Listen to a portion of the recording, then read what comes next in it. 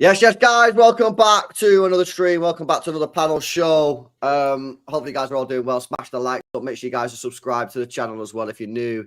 A link to the guys down below: City Ramble, Shades of Blue, and J Talk Sport. Make sure you guys are subbing up. All links are in the description. It's so fucking depressing.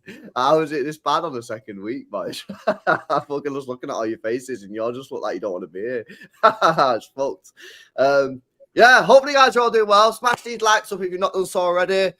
City going down 2-0. Listen, not ideal situation.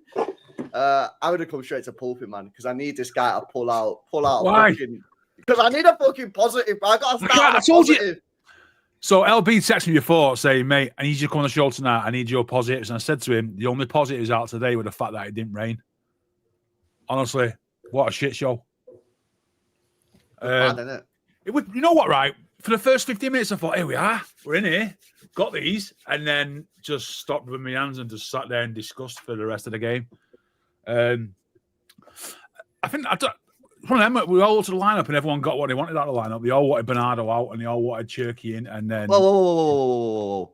Did you not watch the preview show last night? Yeah, we wanted Bernardo in, mate. We wanted Bernardo. Some of us actually wanted to play Bernardo in midfield. Most people don't, right? Yeah. But here's the thing, right? It started right. It was decent. And then all of a sudden just started to unravel with some bad passes. When he got through on goal, it was just like the Marmouche just seemed to be able to forget how to play football. And then slowly but surely, we just destroyed ourselves. It was shit. It just was. And I think it's kind of brought us back down to earth massively because we could have quite easily been 1-0 up, and you know what I mean? We could have won that game another day, but it just shows how much work there is to do.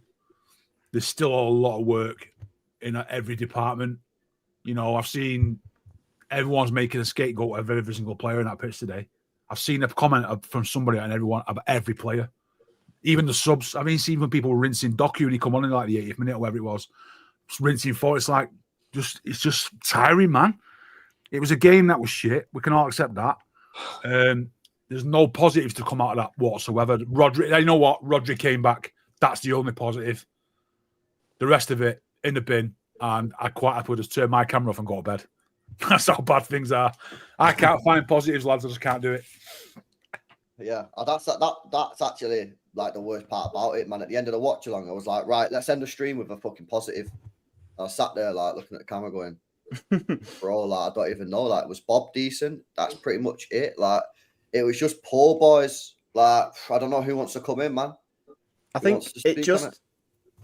I mean, let's be honest. Like, also, a thing to factor in here is that this is Spurs. So if we're looking just at games since the return of the summer, like I'm not including the Club World Cup as like part of our like pre-season or anything. It was at the end of last season. So in terms of just games played since the summer break, this is Spurs' 9th game, and this is our 3rd.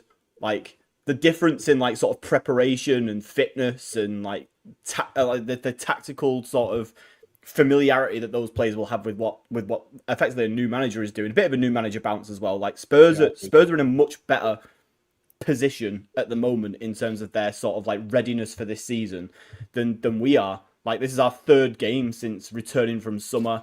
You know, a couple of the players that have come. I mean, basically the 11 that we played today has never played together before. That midfield 3 has never started a game together before.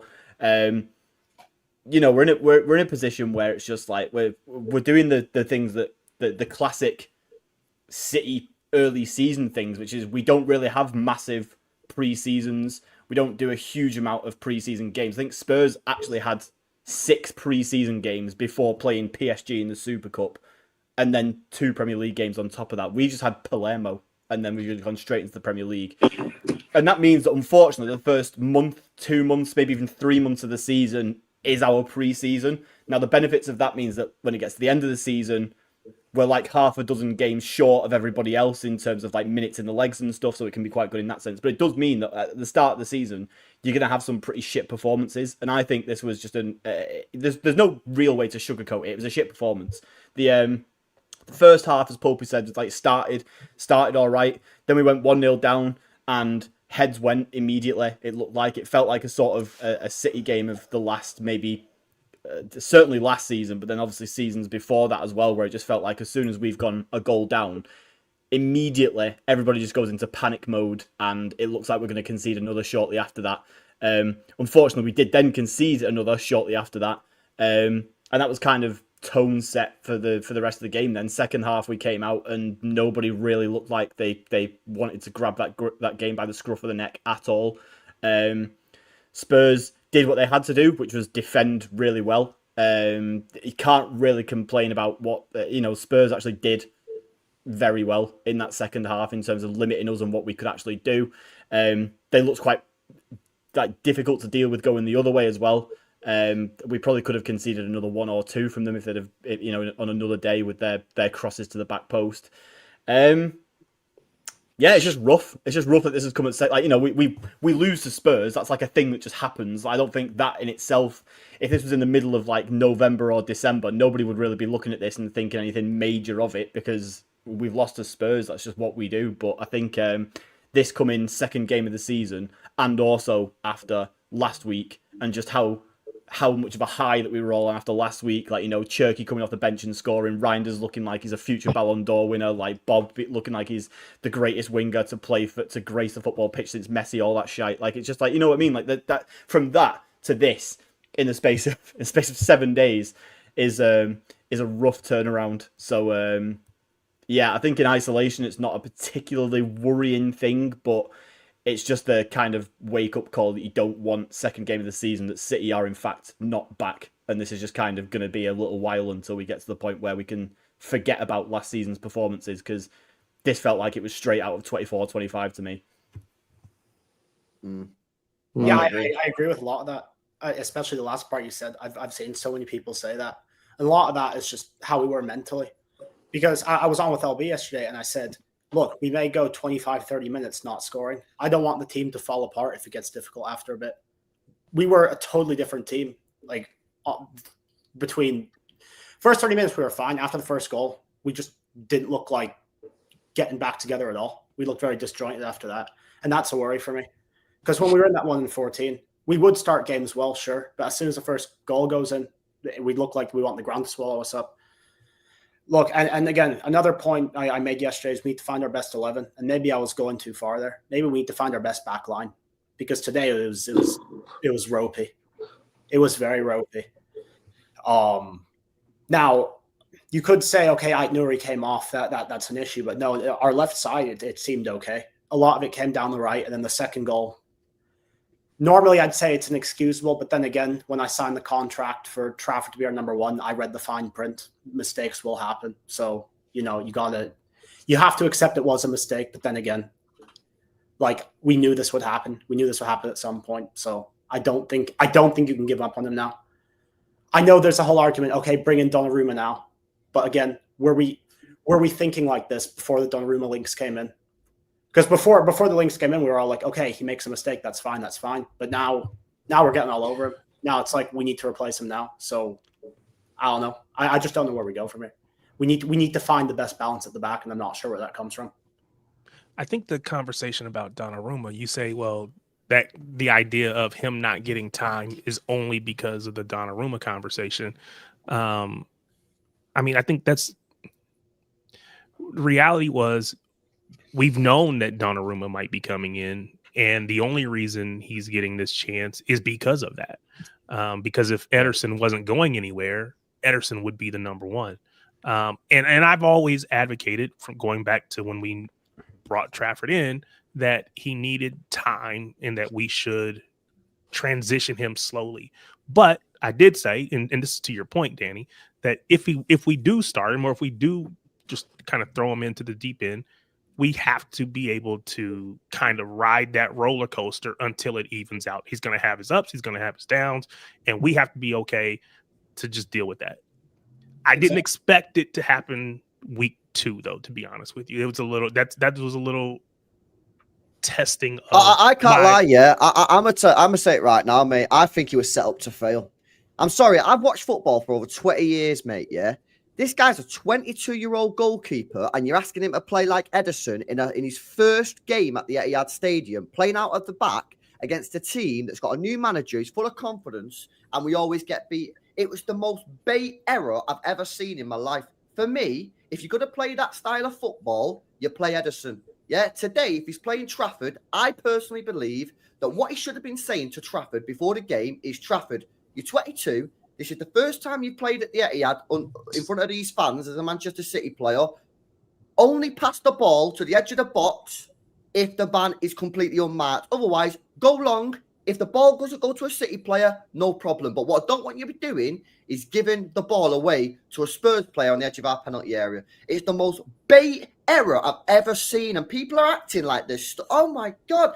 I can't believe. Can you believe what Trafford did?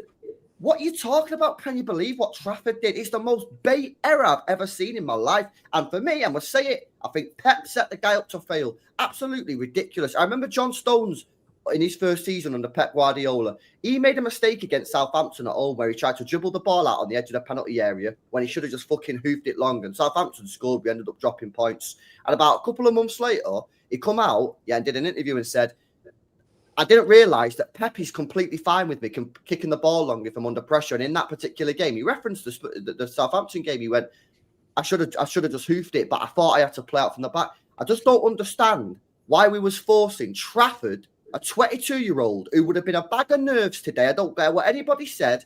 He would have been a bag of nerves today. We forced him to play out from the back in a major, difficult game, and we paid the price.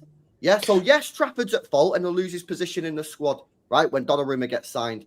But for me, I think he was set up to fail, and that's my opinion. It's a mistake you won't make again. Exactly. Well, at least I hope not. But I mean, how much of that is the player trying to impress and trying to do more than maybe he should? Because you said, well, Stones just didn't realize, or I didn't realize that I should have just played it long, or Pep was okay if I just played it long in that situation. How much of that is Trafford? It's okay to play it long. Just kick it long. The manager should have told him before the game, Tarek. Well, okay, maybe, yeah. If Pep or no one else has said to him, hey, you know what, you need to go long, then that's a failure. You're right. I would agree with that. But I also know that just human nature is there's somebody that's being talked about as coming in to replace me. I'm going to say probably 90% likely that Donnarumma comes in, right? I've got to show that I deserve to be the starting keeper. I'm going to try my best. I'm going to do things that maybe I shouldn't be doing because I'm trying to prove a point. And then I get myself in bad positions. I'm not saying it's not Pep's fault, but I'm just saying that a lot of it, and I think a lot of what happened in this match comes down to individual errors, people just making bad plays.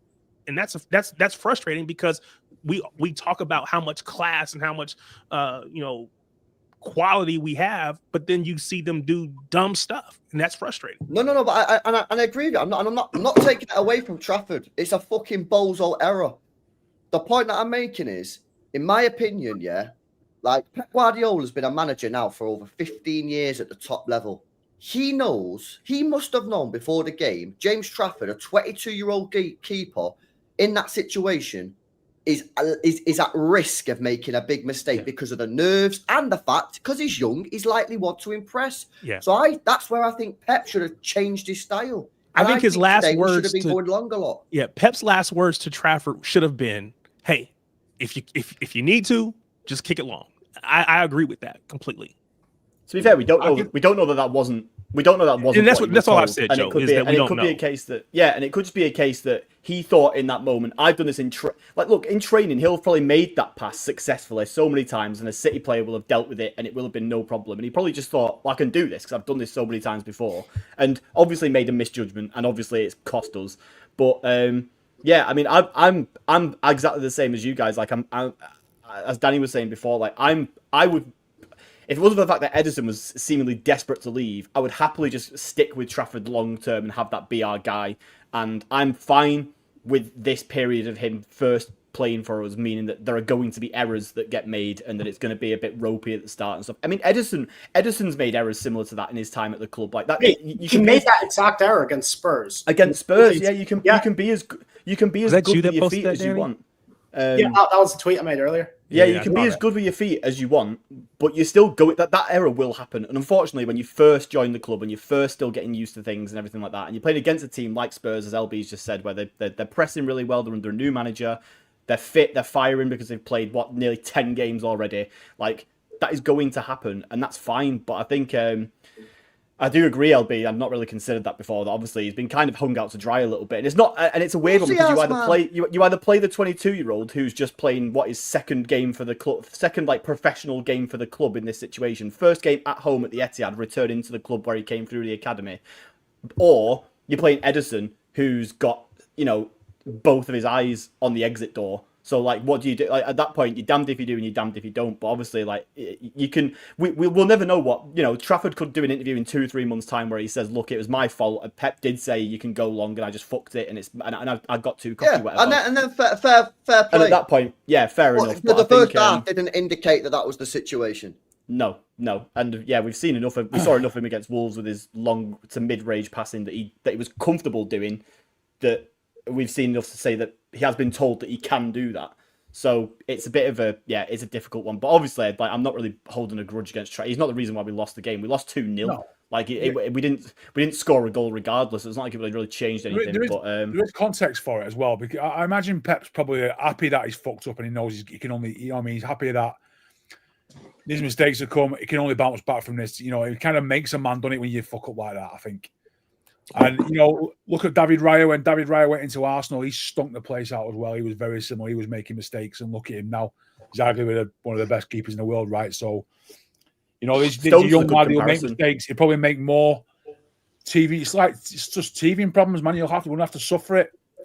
Because if he is somebody that City are backing as being potentially number one keeper, if Donnarumma comes in or not, he's still going to be in the mix, right? Yeah. He's still going to have to play games. You never know, Donnarumma might get injured in his first week, and we're stuck with Trafford anyway. So he's just going to have to swallow it.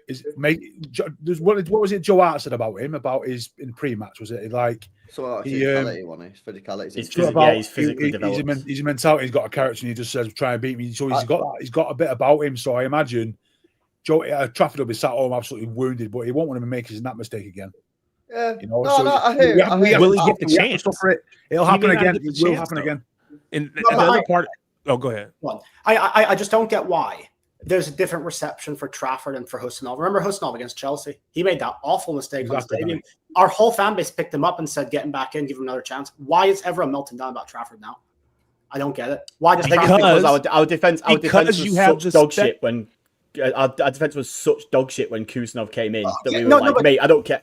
I don't care. Joe, we need a new guy. I don't think that's it. I think because you have the specter of Donnarumma, because people are saying, hey, there is a potentially world-class keeper out here, and we're playing the kid. So now we were always probably going to go get this guy. Now that he's made this mistake, it just gives people reason to say, oh, I told you we should have went and got him.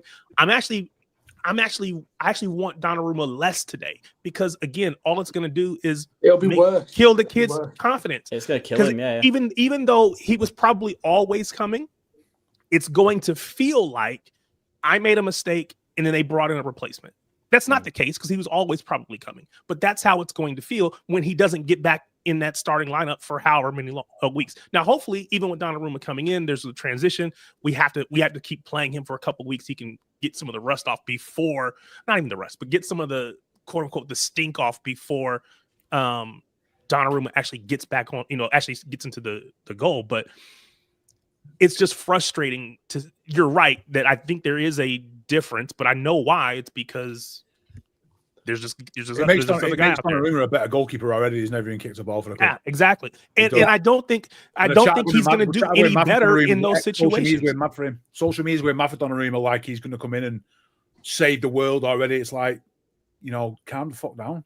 Yeah, and what's going to happen is, we've said that. Oh, what about all the plays that Trafford did make successfully that maybe Donnarumma doesn't make because he's not as good with his feet, or he's not as good a passer, or he's not as good, with whatever. I don't know. It's just Jay's not said a word for 23 minutes. I'm scared, so I need to hear what he has to say. Yeah, my first comment that I wrote to myself was, "It's only 1 week. I shouldn't have gotten too high last week," and I said that.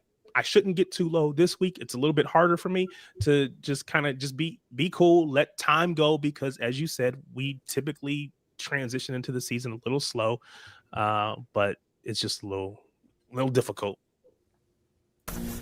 Ahora sí va en serio. Ahora seguro. Tic tac, tic tac, tic tac. Empezamos. Go on, Jay. What are you saying, bro? Right. You was at the game. What was happening? I was there, man. Yeah. I was fucking hungover, and I come out away feeling more hungover. It was stressful. I was in my happy clapper era this year, man, being really positive. And it's lasted one fucking game, and here we are. Back to the usual shite. The defense is not good enough, straight up. The personnel in the defense are just not good enough, straight up. The same names that have been thrown around since January, potentially before, that are still in the back four now, are not good enough. And it's just a fucking shambles. Like we cannot. And obviously Trafford comes to play out from the back, and he's been told to play out from the back. He's giving the ball to fucking Ruben Diaz, who plays football like he's wearing clown shoes, mate.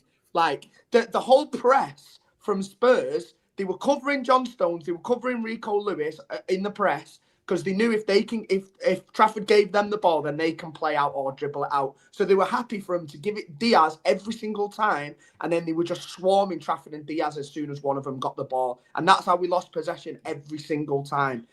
Obviously, Rico Lewis's positional awareness for the first goal, he had about a 10-yard head start on fucking Brennan Johnson, by the way. We're not talking about Vinny Jr. here or fucking Mbappe. They had a front three of Brennan Johnson, Richarlison and Kudus, and they got cooked by these three mid-table bums. Like, come on, man. Like, we're not playing like Champions League football here. That's a bang average front three, and they tore us apart on the counter-attack every single time. They are all fast, though. That's the only thing. Honestly, but like I've said, if we want to play this kind of football, people like Ruben Diaz shouldn't be in the team. We cannot defend in quick transitions, going back towards our goal with players like that up front. If Ruben Diaz is playing centre-back, he missed the header for the first goal. He nearly got Trafford sent off in the second half because he's scared to head the ball as well. Like, he's supposed to be a big, bruising, fucking tackling defender because of his lack of skill on the ball, and he doesn't even do that. But I'm not even just going in on Diaz, right? Because the whole back four was fucking dreadful. Dreadful. The midfield was obviously dreadful as well. Reinders and Cherky both looked like they'd never played football before. But I can't comment on that because obviously they were good last week. Sloppy passes all over the place. Bob was probably the only highlight because he tried more than anyone else to actually do things. But again, Erling Haaland's got to be to blame for some of this as well, because I think we're more against going long sometimes because he doesn't hold the ball up enough. Too many times today, it was bouncing off his touch. He wasn't keeping possession. So when we was going long, it was just coming straight back at us because he doesn't hold the ball up enough. And then as soon as we go 1-0 down, he's strolling around in between the two centre-backs. Didn't even see him for the last hour of the game. Like, this guy's on a 10-year contract. I say it all the time. I have such high standards for him, and he's got to do more. He's supposed to be like in the captain's group now as well. He's not leading from the front today for me, Haaland. Not one bit. And his one job is to put the ball in the back of the net, and he can't fucking header for shit either. The way he mistimes his jumps all the time, he's either too under it or too over it. But he's got to put those chances away as well. So I think you've got to call out the senior players in this team, man, when performance like this happens. Like your Ruben Diaz, like your Erling Haaland. They need to do more. They need to step up more and set an example. And they've just not fucking done it, man. And it's not good enough. So, again, blame the big names in the team. They've been part of this City team now for 3-4 years. They know what the expectations are from the fans and from the manager. So we cannot go into this season again dropping performances like this so early on. Think of the pressure that's on that Brighton game the next week now. Imagine we go 2 for 2 in losses, and we'll all be thinking to ourselves, it's going to be another fucking season like last year. And all the players' confidence will drop, and we'll end up having a stinking run again up until Christmas. We need to sort it out now. We either change the style of play to accommodate having the Diaz's and Rico Lewis's in the back four, or you change the personnel. The personnel have got to change. If you want to carry on playing with this high-line football and this risky football, you've got to bring Cousinov into the team or Nunes to cover us in quick transitions defensively, Matt. Yeah. Well, let me come on to the style of play here, right? Because for me and Danny spoke about this last night, yeah? And like my whole thing about coming into this game is like, and I keep saying it, right? But we are a fragile football club right now. Yeah. We just won a game against Wolves that I felt coming into this game, he should have kept the same midfield. I think he should have kept Nico Gonzalez, Bernardo, and Reinders, right? Nico Gonzalez against Wolves had a great game, but he had Bernardo next to him to help him out, right? And today, Pep basically said to Nico, you're on your own, pal. It's the wrong game for it. It's the wrong fucking game to do that today. Saying, I felt Pep, yeah. This is why I was speaking to Danny last night in the preview. I said, there's no need to rush Cherki into the side. This is what all the fans were clamouring for, LB, and I don't know why. It's the wrong game to do it. The Twitter when it got announced was you can't be going Vibe FC against Tottenham, who beat us every fucking year and always catch us on the counter-attack every fucking year. You've got to use your brain, man, going into the game. And, like, I was scared as soon as I saw it. Like, obviously, it was exciting and shit like that going forward. But it's not balanced enough to protect us from that, from the counter-attack. And I just think we should have kept it tight. I think we should have kept it tight. I think we should have played the same midfield as last week, which is what I said in the preview last night. I said, keep Bernardo and Nico G in there, lock that midfield off, protect the defence. And then it's 60 minutes, something like that, 0-0, no problem. Throw Cherki on, yeah? And then start to go for it in the last 20 minutes. Cherki but Foden, instead, I just felt that, like, we just went for it off the rip. We were completely open. Nico Gonzalez was nowhere near as good as he was last week. Why? Because he had to do everything on his own. And last week he had Bernardo Silva next to him. We didn't even, and the mad thing is about it, even though we went full ham, we didn't even create, like, loads of chances. Like, look at the end of the game. Like, they was more likely to score a third than we was to get a goal back. So, like, I don't know, man. I just feel that... I just feel the way the Pep set the side up, man. Like, I feel like the style of play, I felt it fucked our defence over.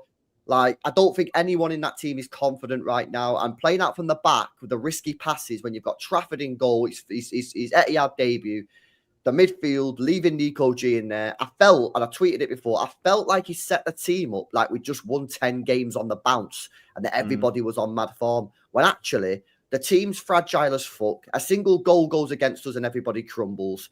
And you've got a lot of players in there that are either A, brand new, 2, coming back from injury, or 3, try to find the sort of feet in this team. And that's why, for me, I don't know, man. I just feel like Pep got this majorly wrong. That's my view on it.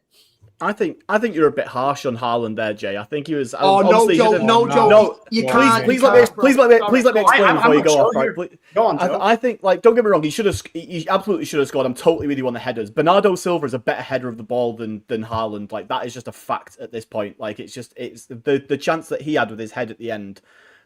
That was closer to being a goal than the 2 that Haaland had, like, right inside the penalty area. It's a bit mad, really. But I think in terms of the build-up stuff, I thought he actually did quite well. He created that chance for Marmoush that he probably should have scored.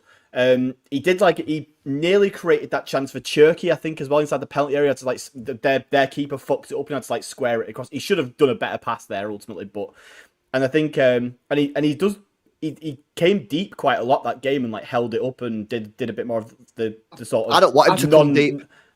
No, I don't. Did you see when he come back lost the ball after like 2 minutes Joe? and give a free I agree. I agree. Completely agree. That was shit, but that was like the first 2 minutes, and after that, it was fine. I thought. Honestly, he's one of the most protected players in the fan base, obviously because of the goals he scored, and we all go back to the treble season and all stuff like this. But he's got to do more. He's got to be. End of the day, he should have scored. I completely agree. He should have scored those two. At least one of those 2 headed chances that he had. He absolutely should have done. Like, I'm not defending that by any means, but I think that in terms of the outside, like, you know, the hold up stuff and the build up. Do you think stuff, his hold up's good enough, Joe? Do you genuinely think? I've seen plenty of games of Erling Haaland where it has been good enough. Yeah, I think he's capable of doing it, but ultimately, not enough, like, not enough though. It's all right. In odd games.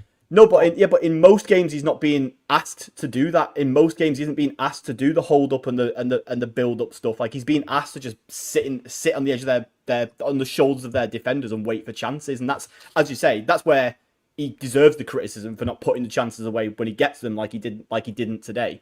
But I wouldn't say that I didn't come away from today thinking that Erling Haaland was like especially, other than the fact that he didn't score the chances. I don't think he was particularly, well off it in terms of the I thought it was extra stuff.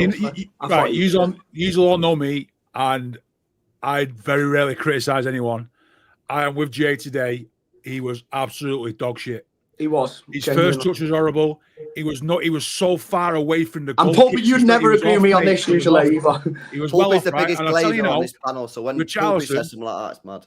Richarlison's one of the worst strikes I've ever seen at the play at the Etihad, and he was better than Haaland today. Caused more problems than Haaland did. Honestly, Richarlison's a wet lettuce compared to Haaland in size, and he made us look bang average. Yeah, but if Haaland was playing against the high line that we had today, Haaland would look like Richarlison. There was something wrong. I wouldn't be surprised if he wasn't fully fit because he was half a yard off everything. He was like at the back end of last year, though. It was like balls coming. He was like no way near them. Now it might be a change of goalkeeper and the passing might not be as accurate, but you've got to, as the unit that he is, you have to dominate that back four. Romero's on 6 foot. Van der Ven, you can hammer these two. He just didn't want to know.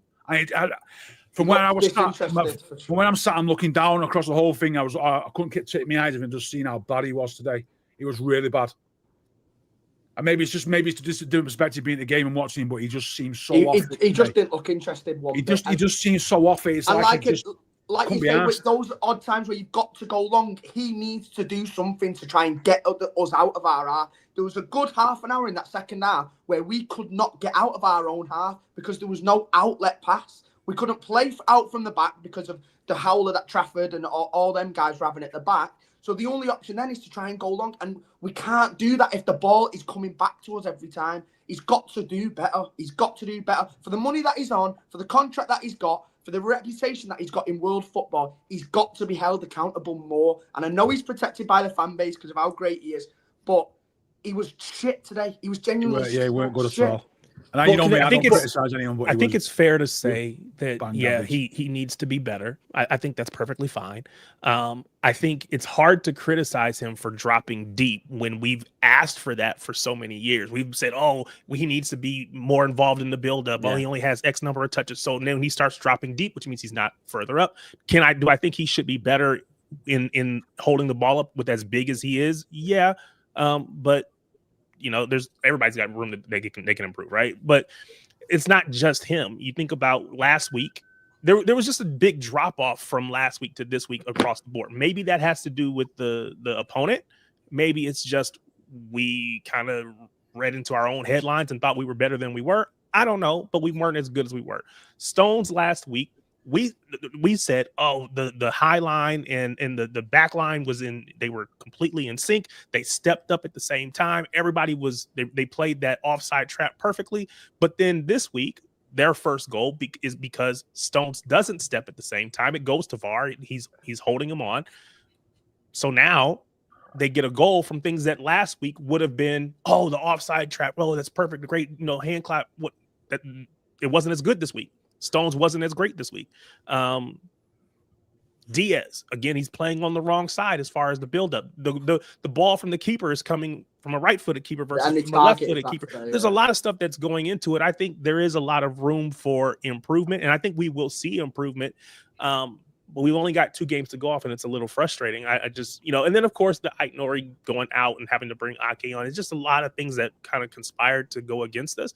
But we talk about Haaland's first touch or the ball coming back the other way. I think there's a lot of people we could look at in this match and say, they didn't do good enough holding onto the ball. Yeah. Whether that's Rico Lewis, whether, in some cases, Oscar Bob, Marmouche. Again, there were a lot of times where the ball, our passes weren't either online or with the proper pace to them. Our touches weren't good. Across the board, we just were not good enough. Every single player to a man was not good enough, and that includes Pep on the sidelines. We just weren't good enough. Well, I think it starts how bad was Reinders' first touch today? He looked at. I don't know what was up with him. Honestly, it looked like he was lagging in the computer game. I thought he was the best midfielder in the world last week. And then today, he looked like he it's never just- played it was- football. It's just Everything like- was just it's just weird. So It's sloppy, Let wasn't it? me ask you a question, Tarek, because you was just speaking about like the team there, yeah. How come he played a more open midfield against a better team in Spurs that we always lose than against one of the worst teams in the league this season, which will be Wolves? Yeah, I think that was a mistake. Pep got it wrong. Yeah, he absolutely got it wrong. He should have. I would have preferred he stick with the same. I think I wanted Marmoush on the left, but other than that, I would have kept the same lineup from last week. So yeah, I think he got it wrong. I don't know what else to tell you on that. Pep just made a mistake, and then go ahead.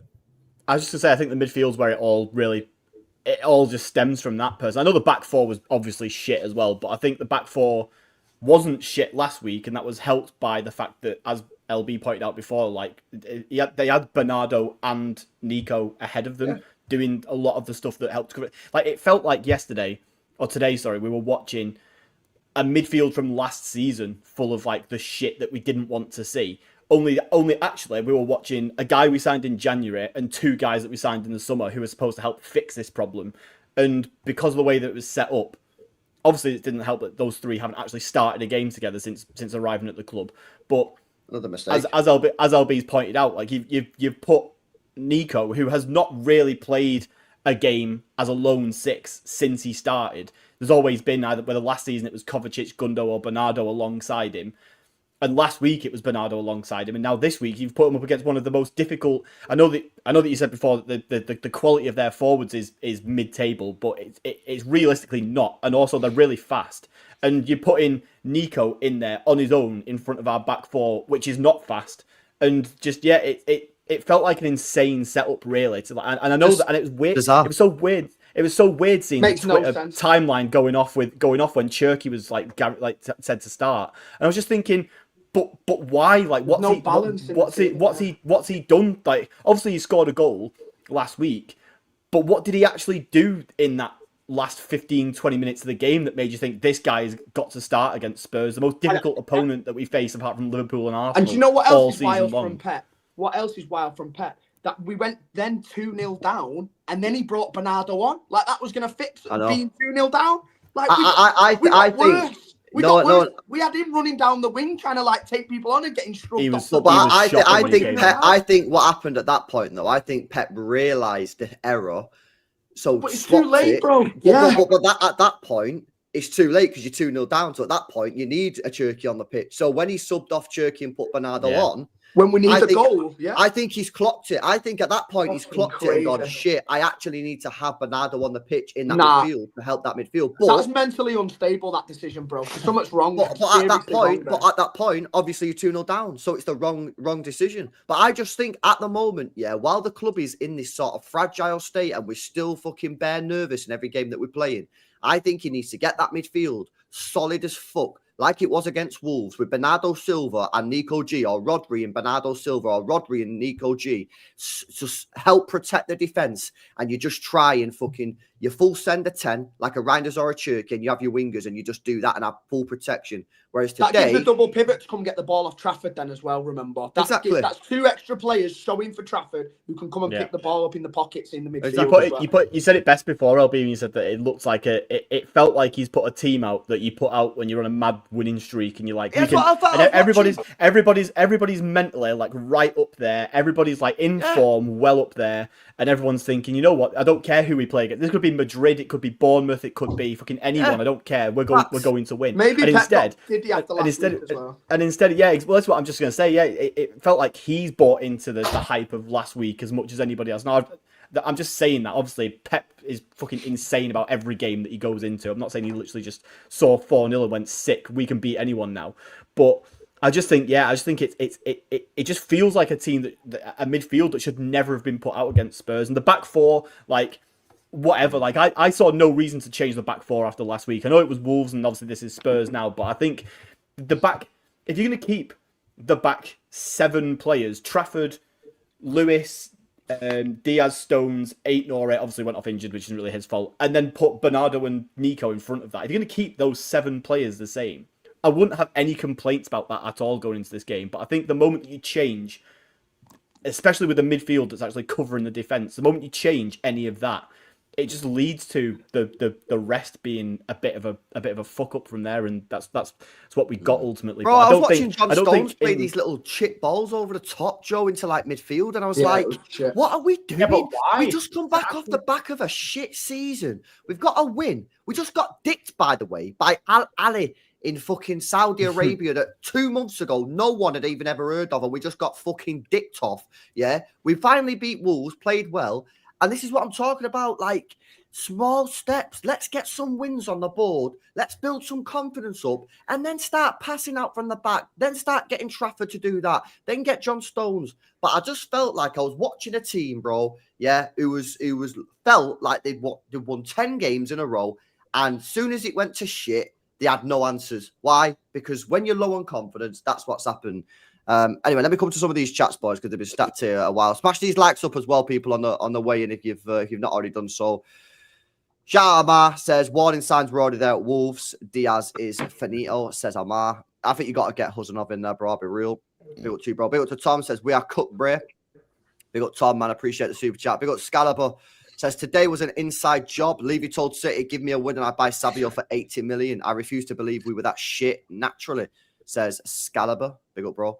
Big up Nelly, says all this Cherky Glaze, he's not even better than a 34-year-old washed up Kevin De Bruyne. Please buy Rodrigo, Marmouche, and Doku left wing. Chill this season now, says Nelly. He also says like he was also a victim of the system. Why was Pep playing him so deep? I felt like he was a lot more deep than he should have been. But he should have played. He should have played. Well, again, was that Pep playing him deep, or was that him coming deep? I think he just likes because he just wants the ball. Just give me the ball. Give me the ball. And do you know what? There's not enough of those players on that pitch today. Nobody wanted the ball on that pitch today. And do you know what? Agreed. Even though Cherky was poor, the one positive about him is that he always looks to get on the ball, even if he's under pressure or in difficult positions. Whereas a lot of the others will go hiding when the chips are down, and you want them to come and get the ball and turn out and have confidence to be on it. But yeah, he was one of the ones that actually does look to get on it. But yeah, it just wasn't the right time for him. He should have played. He should have stuck with the midfield that won us the game last week, where Reinders dropped the best midfield performance we've seen in about 2 seasons. Yeah, and then he completely changed it up. Fuck Nico Gonzalez over to say play Nico Gonzalez in a 6 on his own against Spurs. For me, the naivety is mad. And I'll tell you what, I protected Pep a lot last season, because I felt the players were dog shit. I felt it was always his players. But today, I just felt Pep. I think he fucked Trafford over, and I think he fucked Nico Gonzalez over. Anyway, that's my opinion. Let me continue with these chats, boys. Big up Nelly, says Diaz is shit. Fuck him in his mentality. Bend me over Diaz, says Nelly. Not happy with Diaz. Big up Ado, says Donnarumma fixes this instantly. What are you talking about? Donnarumma has massive experience. No, he doesn't. The ball into centre back while being high press. I'm sort of with Ado. It'll be worse. It'll be worse with Donnarumma because all the problems today haven't come from Trafford's shot stopping. They've come from his ability to play out. But do you think he does that? Though? Do you think Donnarumma plays that pass? Bro, Donnarumma would not even be on the ball. But Donnarumma needs to get someone else to take goal kicks for him because he can't fucking play out from the back. It would be worse. That second goal happens because Trafford is trying to play out from the back because that's what he wants to do. I think Donnarumma ain't trying to do that if he comes to City. I think Donnarumma goes, I ain't Ederson. I'm just going to fucking launch this. But the problem is, though, that you've got to change the style. He won't play. If you don't, apparently Pep wants him. He said he's the 3rd best goalkeeper in the world. We can only go off what the news is, and the news is that Pep loves fucking Donnarumma. But we've got to change our whole style then, LB, and our whole... If Donnarumma comes in, when we have to basically accept that we aren't playing out from the back, like in anywhere near... Obviously, and as I've said before, if you bring in any goalkeeper to replace Ederson, you're going to have to change the way you play out from the back because no one can do what Ederson does. But I think Donnarumma is such like a further drop from what Ederson gives you than what even Trafford can give you. I think he's worse on the ball than Trafford. And that means that you're in a position where you're always going to have to say, obviously the difference is there in that situation that Trafford had today, Donnarumma would launch it. But my thing is that Donnarumma would probably just launch it most of the game because his actual passing out from the back is not going to be... But Pep's got and then they just keep coming back at us. And he's launching it too. Well, exactly. This is what we're talking about now, isn't it? That we don't watch Haaland done today with a ball launched to him. He missed it. But then you really focus. If Donnarumma's smacking the ball up to Haaland and the ball's going to Haaland every time and Haaland's winning nothing, then you're really honing on Haaland and saying, right, he's not fucking good enough to. He needs to start doing better. But the fact is, Pep wants this guy. So he must have a plan because everyone's sitting there going, Donnarumma can't kick a ball. Yet everything that's coming out in the news is that Pep rates Donnarumma as the top 3 goalkeeper in the world and desperately We're just going to have to him. change our whole system and style and image. But when has Pep ever shown a willingness to do that? Never. So this is why that's my point. Yeah. He must be. Yeah. He must be doing that though. And do you know what? Signing him? I hope today made certain City fans realise today how fucking important Ederson was to this team for the last decade as well. Because it absolutely proves that we can only play the way that Manchester City play football with him in goal. And the fan base has been so disrespectful to this guy, telling him to get out of the club. Obviously, he's going to make a few errors because of the uptake of what we get with him from his feet. He's not going to be perfect with his shot stopping. But what he brings to how we play football and how we build up from the back and how we can break lines and break the press is fucking integral to how Manchester City play football. And I think he's our most disrespected player of all time, mate. To be honest with you, Jay. I think he's the most disrespected player we've ever had. It's crazy, man. Some of the stuff really that is. The Club World Cup was and like I say, when he's gone, you'll realise, like... Well, people are realising already after fucking... You'll realise when he's gone what you missed. You honestly, it's one of them. He's like, you don't... I'd keep him in, man. You get what you got into, he's gone. I'd keep him for another year. Mate, I'd hold him hostage for a year. Fuck it. Yeah, one more year, man. No. But why am I seeing facts from the people who want Donnarumma? You're taking a total 180. No. Because at the same time, whilst I agree with Jay, Ederson wants to go. Yeah. But is that not come from because of the post-Club World Cup stuff? Like, we could have kept... Like, before all that happened... The news was that Ederson was staying another year and that obviously he was going to go a year down the line. This has all only changed now in the last couple of weeks, since the Club World Cup, since the kickoff from all of that, obviously since the Donnarumma stuff as well. So if we really wanted to keep Ederson, we could keep Ederson. Let's be real. Because the news was out a couple of months ago that he was going to stay and that he was happy to stay. So the club needs to do more. If we're going to be serious about wanting to carry on this style of football, the club needs to do more to keep him for another year, in my opinion, until Trafford's fully ready to integrate himself into our style of football. And he'll get that through games in the cups, through training with Ederson every day for a full year. I think the best thing we can do now is Ederson for one more year until Trafford's ready from next season. I know we're all kind of assuming Donnarumma's coming. Is there anybody? I was speaking to a friend today on the way to the game. I don't trust this Donnarumma deal to be done. I think it's a done deal. I think it's a done deal. You know what, mate? You know what made me think about it is, I still got this Sanchez PTSD, man, and they need a keeper bad. I think it's sitting offering 250 grand a week. What can United offer him? Because he don't want United. Well, men's whatever the guy is called. He wants money. Yeah. He's going to want money. Joe. United have already signed United, but he came up with it. I'm telling you, boys. You've missed the news. Have you not seen that United have signed? I have seen the news, but I still don't believe that either. Nah, bro, we're getting him, man. Came out this morning. I think wanted that keeper before United. So I think Donnarumma. I think Donnarumma is done in terms of like we've agreed everything with him and he will come to us. But I'm saying that the only way that I see that happening is I'm not 100% convinced that Ederson will go, because I don't think that I'm not sure Galatasaray will stump up what we want. And either we're desperate to get rid and just sort of like drop our asking price in the last week of the window or whatever, which we'll find out this week ultimately, or he doesn't go anywhere. But that's the only way that I can see the Donnarumma deal not happening is if Ederson doesn't go. Like, for those that sound delusional in personal terms and stuff, go do the research on what Sanchez had signed for City, pretty much done. It was done. We don't have there isn't a United in the waiting wings for Donnarumma. Doesn't matter. No, Sanchez was. And what I'm saying is, I don't trust it until I see him at the ground. Well, I know he's there. That's for me. Because Donnarumma's coming, mate. He's definitely coming. Let me just continue with these chats, bro. But you need to get with it because it's happening, whether you like it or not. So we got Benno says, "All trying to impress with these cute little risky passes." Yeah, I know. It fucking pisses me off, Benno, mate. I can't lie. Trafford is not world class. He's bang average. Of course, he's not world class. Anyone that says he's world class. I don't think anybody said that though. No, he's definitely not world class, bro. No one's claimed that. No one said that. No. Big up City Star says, usually blame Pep for games like this, but this is on the players. They got bullied physically by the Spurs players all game, which affected them mentally. 100%. It was men versus boys out there. It was mad. I think it's a Pep. I think it's Pep error, but you think it's a players. Fair enough. Let's see what Sam's saying. Big up, bro. Says, I went to the game today and came away from it fuming. The team offered nothing at all. That following all these new contracts really annoyed me, says Sam. Which is probably why it hurts, bro, because we thought we'd sort of like left this like in last season, innit, bro? Big up Massam says, are we enter Player FC or Man City Fan FC? Well, I'm Man City Fan FC. I'll tell you my opinion on whoever. I don't care. Last year I defended Pep. Today I thought it was on Pep. Today I defended Doku when people were trying to get onto Doku, even though he had pretty much nothing to do with the result. I just say it how it is, man. I give you my opinion. If you don't like it, don't like it. But I'm always City first, man. I don't exactly. And even I'm against Donnarumma. I'm against Rodrigo. They come in, I'll back them. I don't care about the shirt. I'll try and make a case for them if they come in, but I don't know. Like people was trying to cook Doku today, and I was like, bro, I don't even like the guy, but what did Doku do? Joe did it. Joe tweeted. Jay looks at me every time it comes up. Mate, mate, he ran the ball out of play. He ran the ball out of play under no pressure twice. No, I know he did.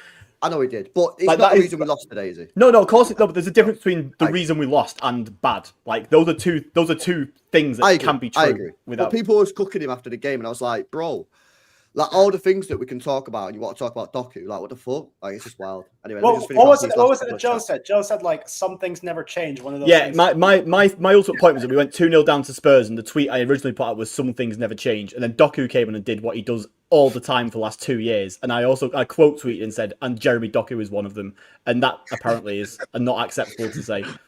Yeah. My frustration, not with you per se, but just in general, because Oscar Bob ran the ball out of the goal line, so he did that multiple times this match as well, but he doesn't get criticism for it. Only Doku does. That's the frustrating part. That feels inconsistent for me, which then says because I've been watching Doku do it for 2 years. That's why. Like when I watch Oscar Bob do that for 2 years, I'll get on him for it as well.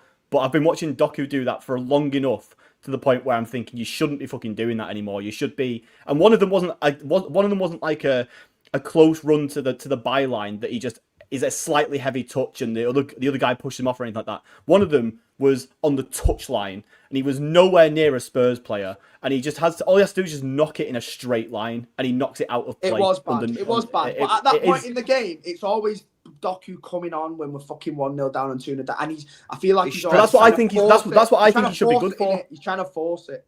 Can I just say something? Yeah, I'll come to the chats in a minute, boys. Yeah, but I'm going to say this to you as well, Jay. Yeah, people who don't want Rodrigo at this club, yeah, give your head a wobble, mate. Yeah, it's an absolutely L take, mate. Yeah, it's absolutely L take. And I'm fine for him to come. Like I've never said I don't want him at the club. I've just said that. Yeah, you are. What you doing? No, listen.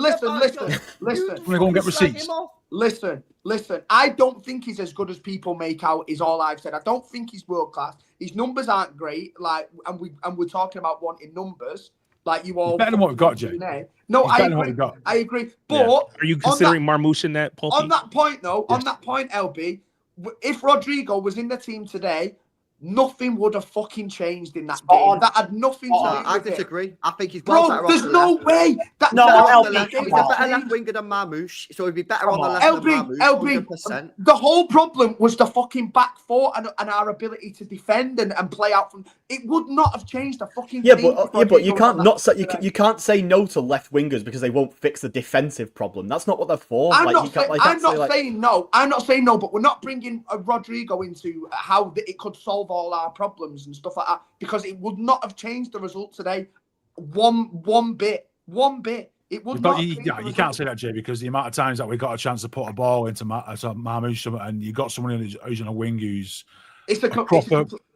Yeah, I think it makes a difference there. Yeah, he does. But yeah. But I'm saying, man, like all these people, like you included, bro, who are saying we don't need Rodrigo at this club, man, is mad, yeah. You look at our wingers and you got Rodrigo available, 2-time Champions League winner, who's been in that Madrid team for 4 years, and we're turning our nose up at him. Yeah, it's absolutely mad, bro. We need to get Rodrigo at this football club tomorrow. Yeah, we need to get it done tomorrow. He's not gonna shag you, bro. Chill. Bro, I'm telling you, bro. I'm just saying, bro. You know what I mean? It's annoying because Hey! Hey! Have a fucking word with him then, ref! Hey! It's annoying because, like, arguably our two best wingers, in my opinion, weren't even involved today. Well, they were involved. Like, Foden came off the bench, who I think is probably our best guy to play on the right, and Savio is on his way out. Who I think's better than both Doku and Bob, and he's on his way. Which obviously, if you're going to upgrade that to Rodrigo, then the ceiling of the wingers is increasing. But because we've still got wingers who still aren't great here, the floor hasn't been raised, but the ceiling has. So it's kind of like If Marmoush scores his 1-on-1, right? Are we still screaming for Rodrigo? Yeah, I'm screaming for him every day. Because again, if we're saying we're going to play Rodrigo, which means we're not playing Marmoush. So again, I don't know. I just feel like we've said how great Marmoush is, but then I don't know. Maybe Rodrigo's an improvement. I don't think that's the main issue. What it is. Marmoush isn't a winger; he's an inside. But that's forward. where he's we playing. Haven't got a decent winger at the club. Yeah, he is playing on the left. Great. We haven't got a decent winger. We haven't got a decent winger anymore. Exactly. Where is he going to play? Left wing. He'll play on the left wing. He'll play. No. Where's Marmoush going to play? Marmoush won't play. I'm telling you, the guy's going to be fair enough. If we're saying he's just not going to play, okay. When we've won trophies, we've been in situations where our bench is stacked with players that would start for 90% of other teams, and we don't have that at the moment. We don't have a decent winger at the club. So if we have to have a position where we're playing Rodrigo and Marmoush is sitting on the bench as a result, then sick. That means we've got Marmoush on the bench, which is amazing. And likewise, if Rodrigo's shit, then we got someone like Marmoush who can come in, which obviously back in the day, that was the situation we had with obviously Sterling, Mahrez, Bernardo Silva, all these sick players who could play like all across the wings and stuff, and all produce numbers as well, like more importantly. And none of our wingers, apart from sort of Marmoush, who did it in the last 6 months of last season. We'll see if he continues that this season. He hasn't done it yet, and obviously hasn't had a lot of time to. But we need wingers who can produce numbers, and Rodrigo ultimately can produce numbers. If Rodrigo comes in, man, there's a big pressure on him to fucking deliver something because we are desperate. The guy plays for Madrid. He should be all right with that. He'll walk into this team, I'm telling you now, Pulpy, yeah, it's one of the worst takes I've ever heard. Some of the fans saying that it's a dead signing and this shit and all this. I'm telling you, it's going to go down as one of the worst takes ever that we've ever had on a debate.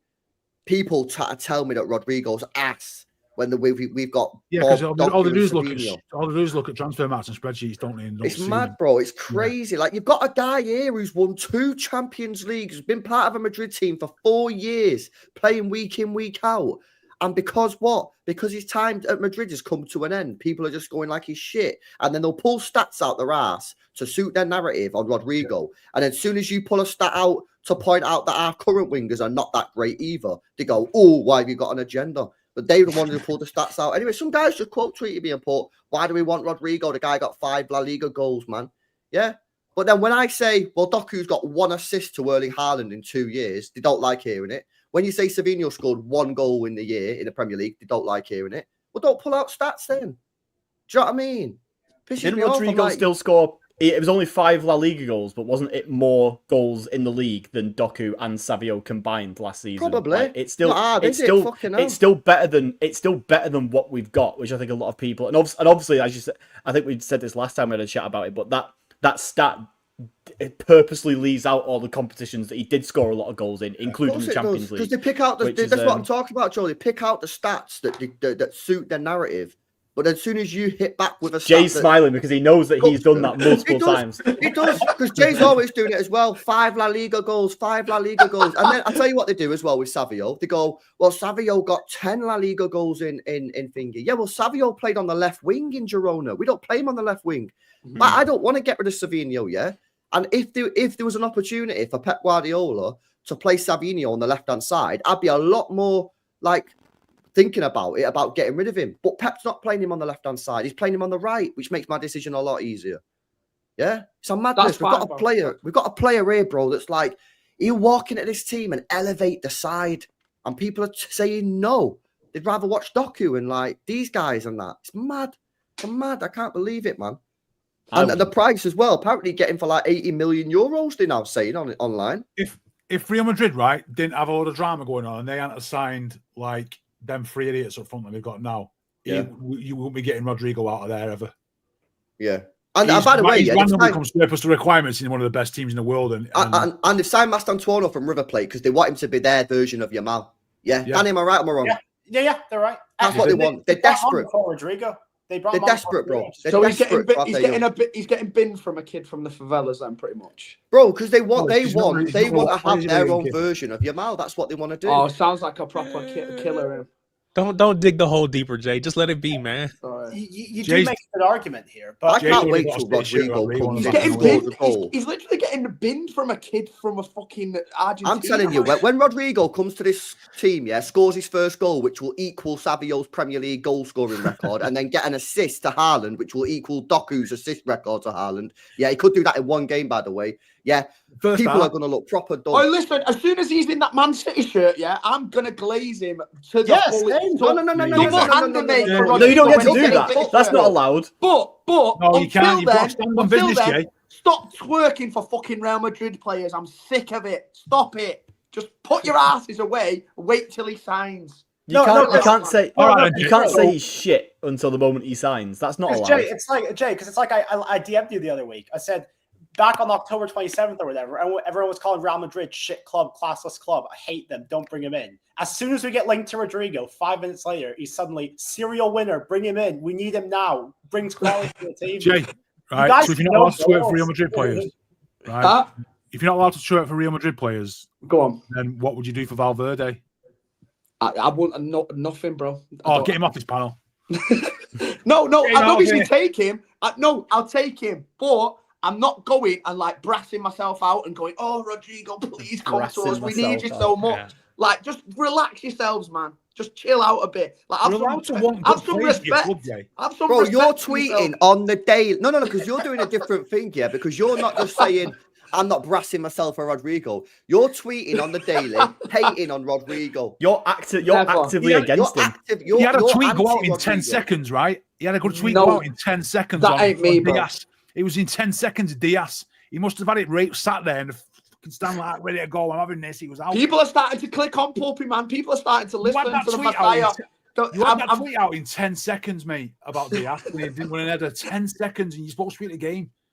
Well, it's easy to put that, you can have that ready to go because you know it's going to happen every single match. It's going to happen every single match. So that's the problem. I was going to say, you can blame Jay for having it ready to go, but that's just being efficient. That's just being efficient because we know this is going to happen. It's the same thing with Joe. Joe already probably has his Doku tweets ready to go because he knows it's going to happen. It's just a fact of life.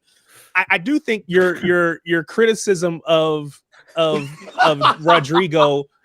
There you go. This is facts, by the way. That's funny. Look at that list of people who scored more league goals than Rodrigo last year. Just check it out and tell me that's not despicable. Read them. I did not expect you to know about Kyle Larin. That is a proper random. There we go. Read the names Canadian Kyle Larin. I want to hear you read the names out one by one. Kyle, wait a minute. From your mouth. Canada's number 2 striker has more goals than him. What are we doing here? Come on, man. Thomas Souček. Come on, bro. What are we doing here? He's got more goals than Rodrigo. That is an agenda in the wild right there, Jay. Jay, my only issue with your comment about Rodrigo being benched by a random kid from Argentina. Well, that's kind of what happened to Sergio when Gabriel Jesus came. We know that Gabby Jesus didn't stay in that position, but Pep kind of had I don't want to say, he kind of had a hard on for the dude and he wanted to play him. And so, I think Rodrigo is better than Mastantuono right now. Maybe I'm wrong. I don't know. But I like you said, when he comes, we're going to get behind him and we're going to hope that he plays well. Hope he scores a lot of goals because that's what everyone is being criticized on that left side is not enough GNA. So for him to come in, he has to produce GNA. Otherwise, he's just another one of those players. Of course he does. But I think it's the big game moments, man. You know what I mean? It's like today, again, it's another game. Me and Danny spoke about this last night. It's another game against a Big Six team that we've lost, right? That's now 6 wins in our last 21 games against the Big Six. It's a diabolical record. And again, players. That's a pet problem. It's a pet problem, but it's a big game player problem, and we need players that can deliver in the big games. Go and have a look at Rodrigo's numbers in the Champions League in the big games. Go and have a look at the goals he scored against the big teams, man. Like, he delivers, and people are out here saying they'd rather have Doku left wing than Rodrigo. It's fucking crazy. It's absolutely ridiculous. I never said that, by the way. Jay, were you watching? Even Jay won't say that. You little narcissist, watching your own videos. Oh no! Someone just sent me a clip then. Oh, okay. Of this stream already. Could you imagine though if we get to like the quarterfinal and get Real Madrid at home and Rodrigo scores at the Bernabeu and the amount of like glazing Jay will be doing? Oh, don't get me wrong, mate. Do you know what? I am open. That's worse. That's worse. I'm open for LB to get me on in the middle of this show, for a public stoning, like in the middle of next year, if Rodrigo scored like 10 league goals, and I'm open. The chat can cook me all they want. I'll join you until then. That's worse. That's worse that you're willing to bend over and get cooked rather than just accept that he's a good player now. Finish me, boys. Let the chat have me over. Pause.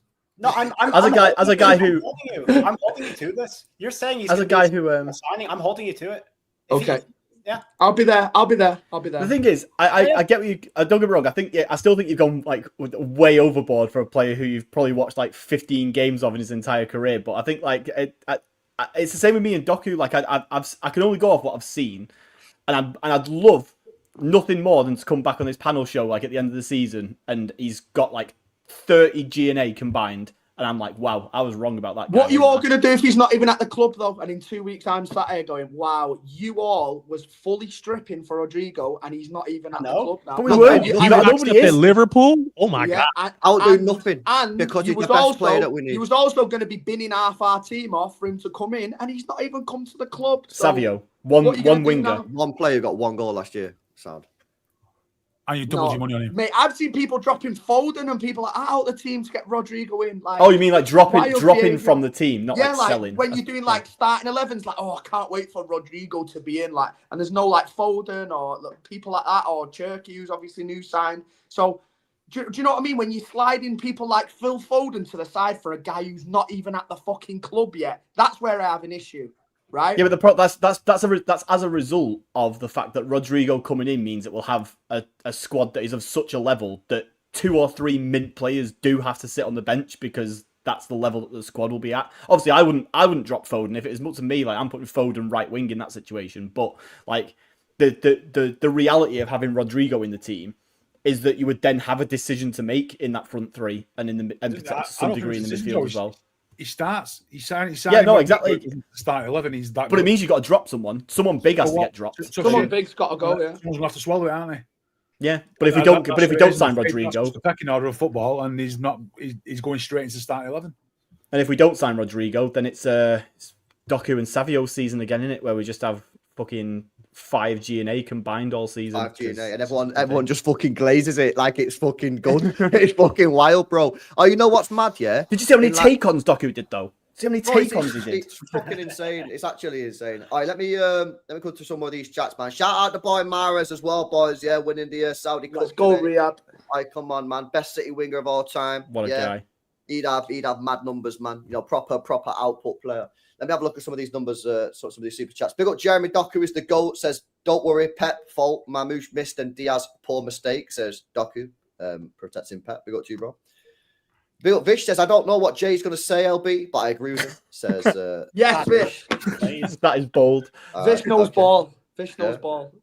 Big up Adolf says, the aim is to win trophies. We're not a charity organisation to care about players' feelings. We're fighting to win trophies, not fighting for players' feelings, says Adolf with a 5. Big up to you, brother.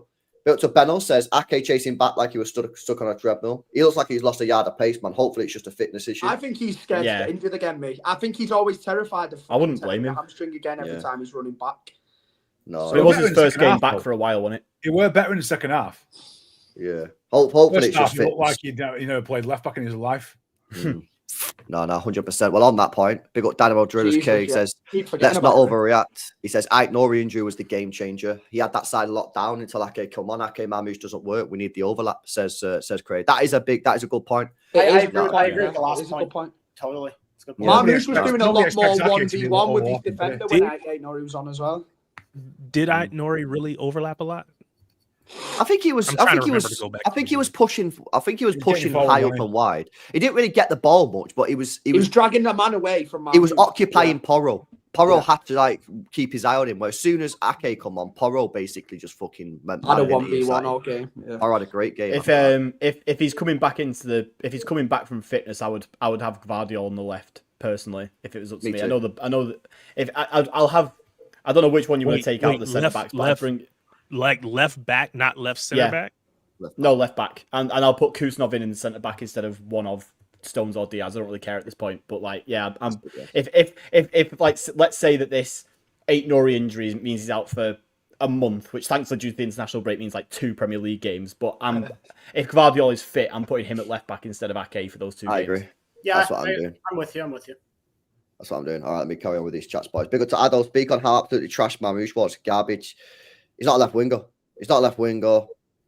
He's for me, bro. I think he needs to be playing off the striker or be playing as sort of like the false 9 when Haaland doesn't play. I don't think he's the best on the wing. I'll be real with you. When Rodrigo comes in, I don't know where he's going to play. When? Huh? Don't you mean if? Well, I mean, it sounds like it's going to happen if you believe the news. If Rodrigo comes in, I don't know where Mamouche is going to get his minutes because I think Rodrigo's going to lock down that left wing. Mamouche played well there last season in a couple of games. I know that last game of the season against Bournemouth, he played really well out on the left-hand side. He just basically had, I don't know if it's just because Bournemouth are shit defensively or what, but he had a lot more, felt like he had a lot more space to run into. And I think that when if Mamouche is going to play off the left, he needs to basically we need to have transitions for him to like abuse the space and the pace that he's got. But, I mean, today, as soon as we went a goal down, we were never getting any of that from the Spurs. Like Marmouche's strengths, like were not in a position to be like actually utilized when you've got a Thomas Frank side that have got a 1-0 lead against you. They're just going to sit back and sponge it up, which is what they did all game basically. No, 100%. I'm going to finish off these chats. Big up Marcus says performance was more concerning than the result. I agree. I absolutely 100% agree with you there, Marcus, mate. Performance was shite. Big up Ennis says last year you lacked legs, this year you lacked strength, physicality. Spurs packed the midfield and just bullied you.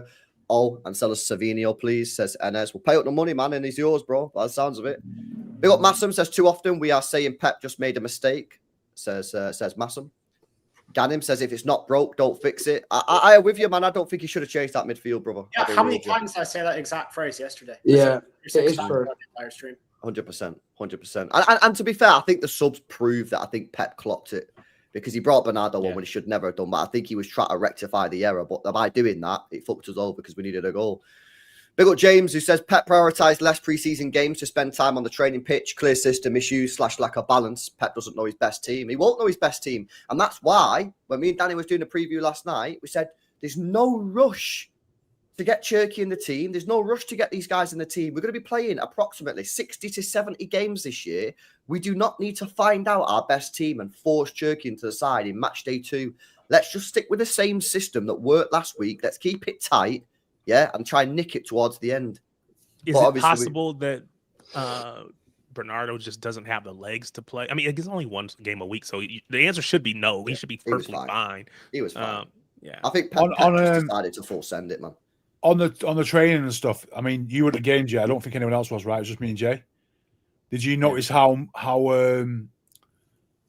much Colo Torre spent in the dugout talking to Pep in the second half? He was there for the whole second half. I was like chasing the ball and shit. He was there for the whole second half, which leads me to think that the defense is fucked. Tactically, because like you see the occasional coaches there, but he spent literally most of the second half stood next to Pep talking and shouting stuff. And was because obviously you don't see this on TV. Was Pep like receptive to what he was saying? Yeah, they were both talking quite a lot. Like he's got to get AK-45 in that team. You cannot play that high line without having AK-40. Like people go, well, we played the high line for 9 years. We've had fucking Kyle Walker in the team for 9 years. Exactly. And now we have no pace. Get fucking Huzanov in that team. Drop Diaz. play Stones and Diaz, Stones and Huzanov. Yeah, Gavardio left back. Now Aït-Nouri's injured. Yeah, and then fuck knows what you do at right back. Yeah, you just fucking hope and pray that Rico or Nunes, whoever it is, doesn't fucking bozo the shit out of it. But get an AK-45 in that team. You need his pace. Does that first goal happen today if he's in the team? Probably not. No. You've got to have it in there. I'm sorry as well. Yeah, I've been saying this for a while, mate. But this leadership nonsense that people going at the back, I'm sorry. I just don't believe it. Yeah, it's such a pathetic argument. People go, you need him for the leadership. Bollocks. You know what, though? I will say, he is fucking really good at that. It's his best part of the game. How the pull pair? Because his defence is to lead that back four, and the back four's a mess. Right. So I don't think he is a good leader. Listen, he might have been dropping, but he might be weak in terms of performances when it needs to matter. But the way I've not seen anybody in years marshal a team like he does. A shit back four though. It's not been a shit back four for his whole time here though. That's not. Yeah, but I'm not talking about that, John. I'm talking about the last 2 years. But we're talking about today. Forget what he did last year, 2 years ago, treble season. Doesn't matter. If he's not good enough today, he doesn't need to play. He on the pitch as a leader in terms of the way he dictates who's in. He's so good. Now you probably won't see it on the TV. And you probably won't even notice it in the game, but he's one of those sort of players that you just know that he understands tactically where things are. Now, his individual performances aren't there right now. We can all agree that. I'll admit that. But Diaz is something about, which is probably the only thing that is keeping the team, is he is so good.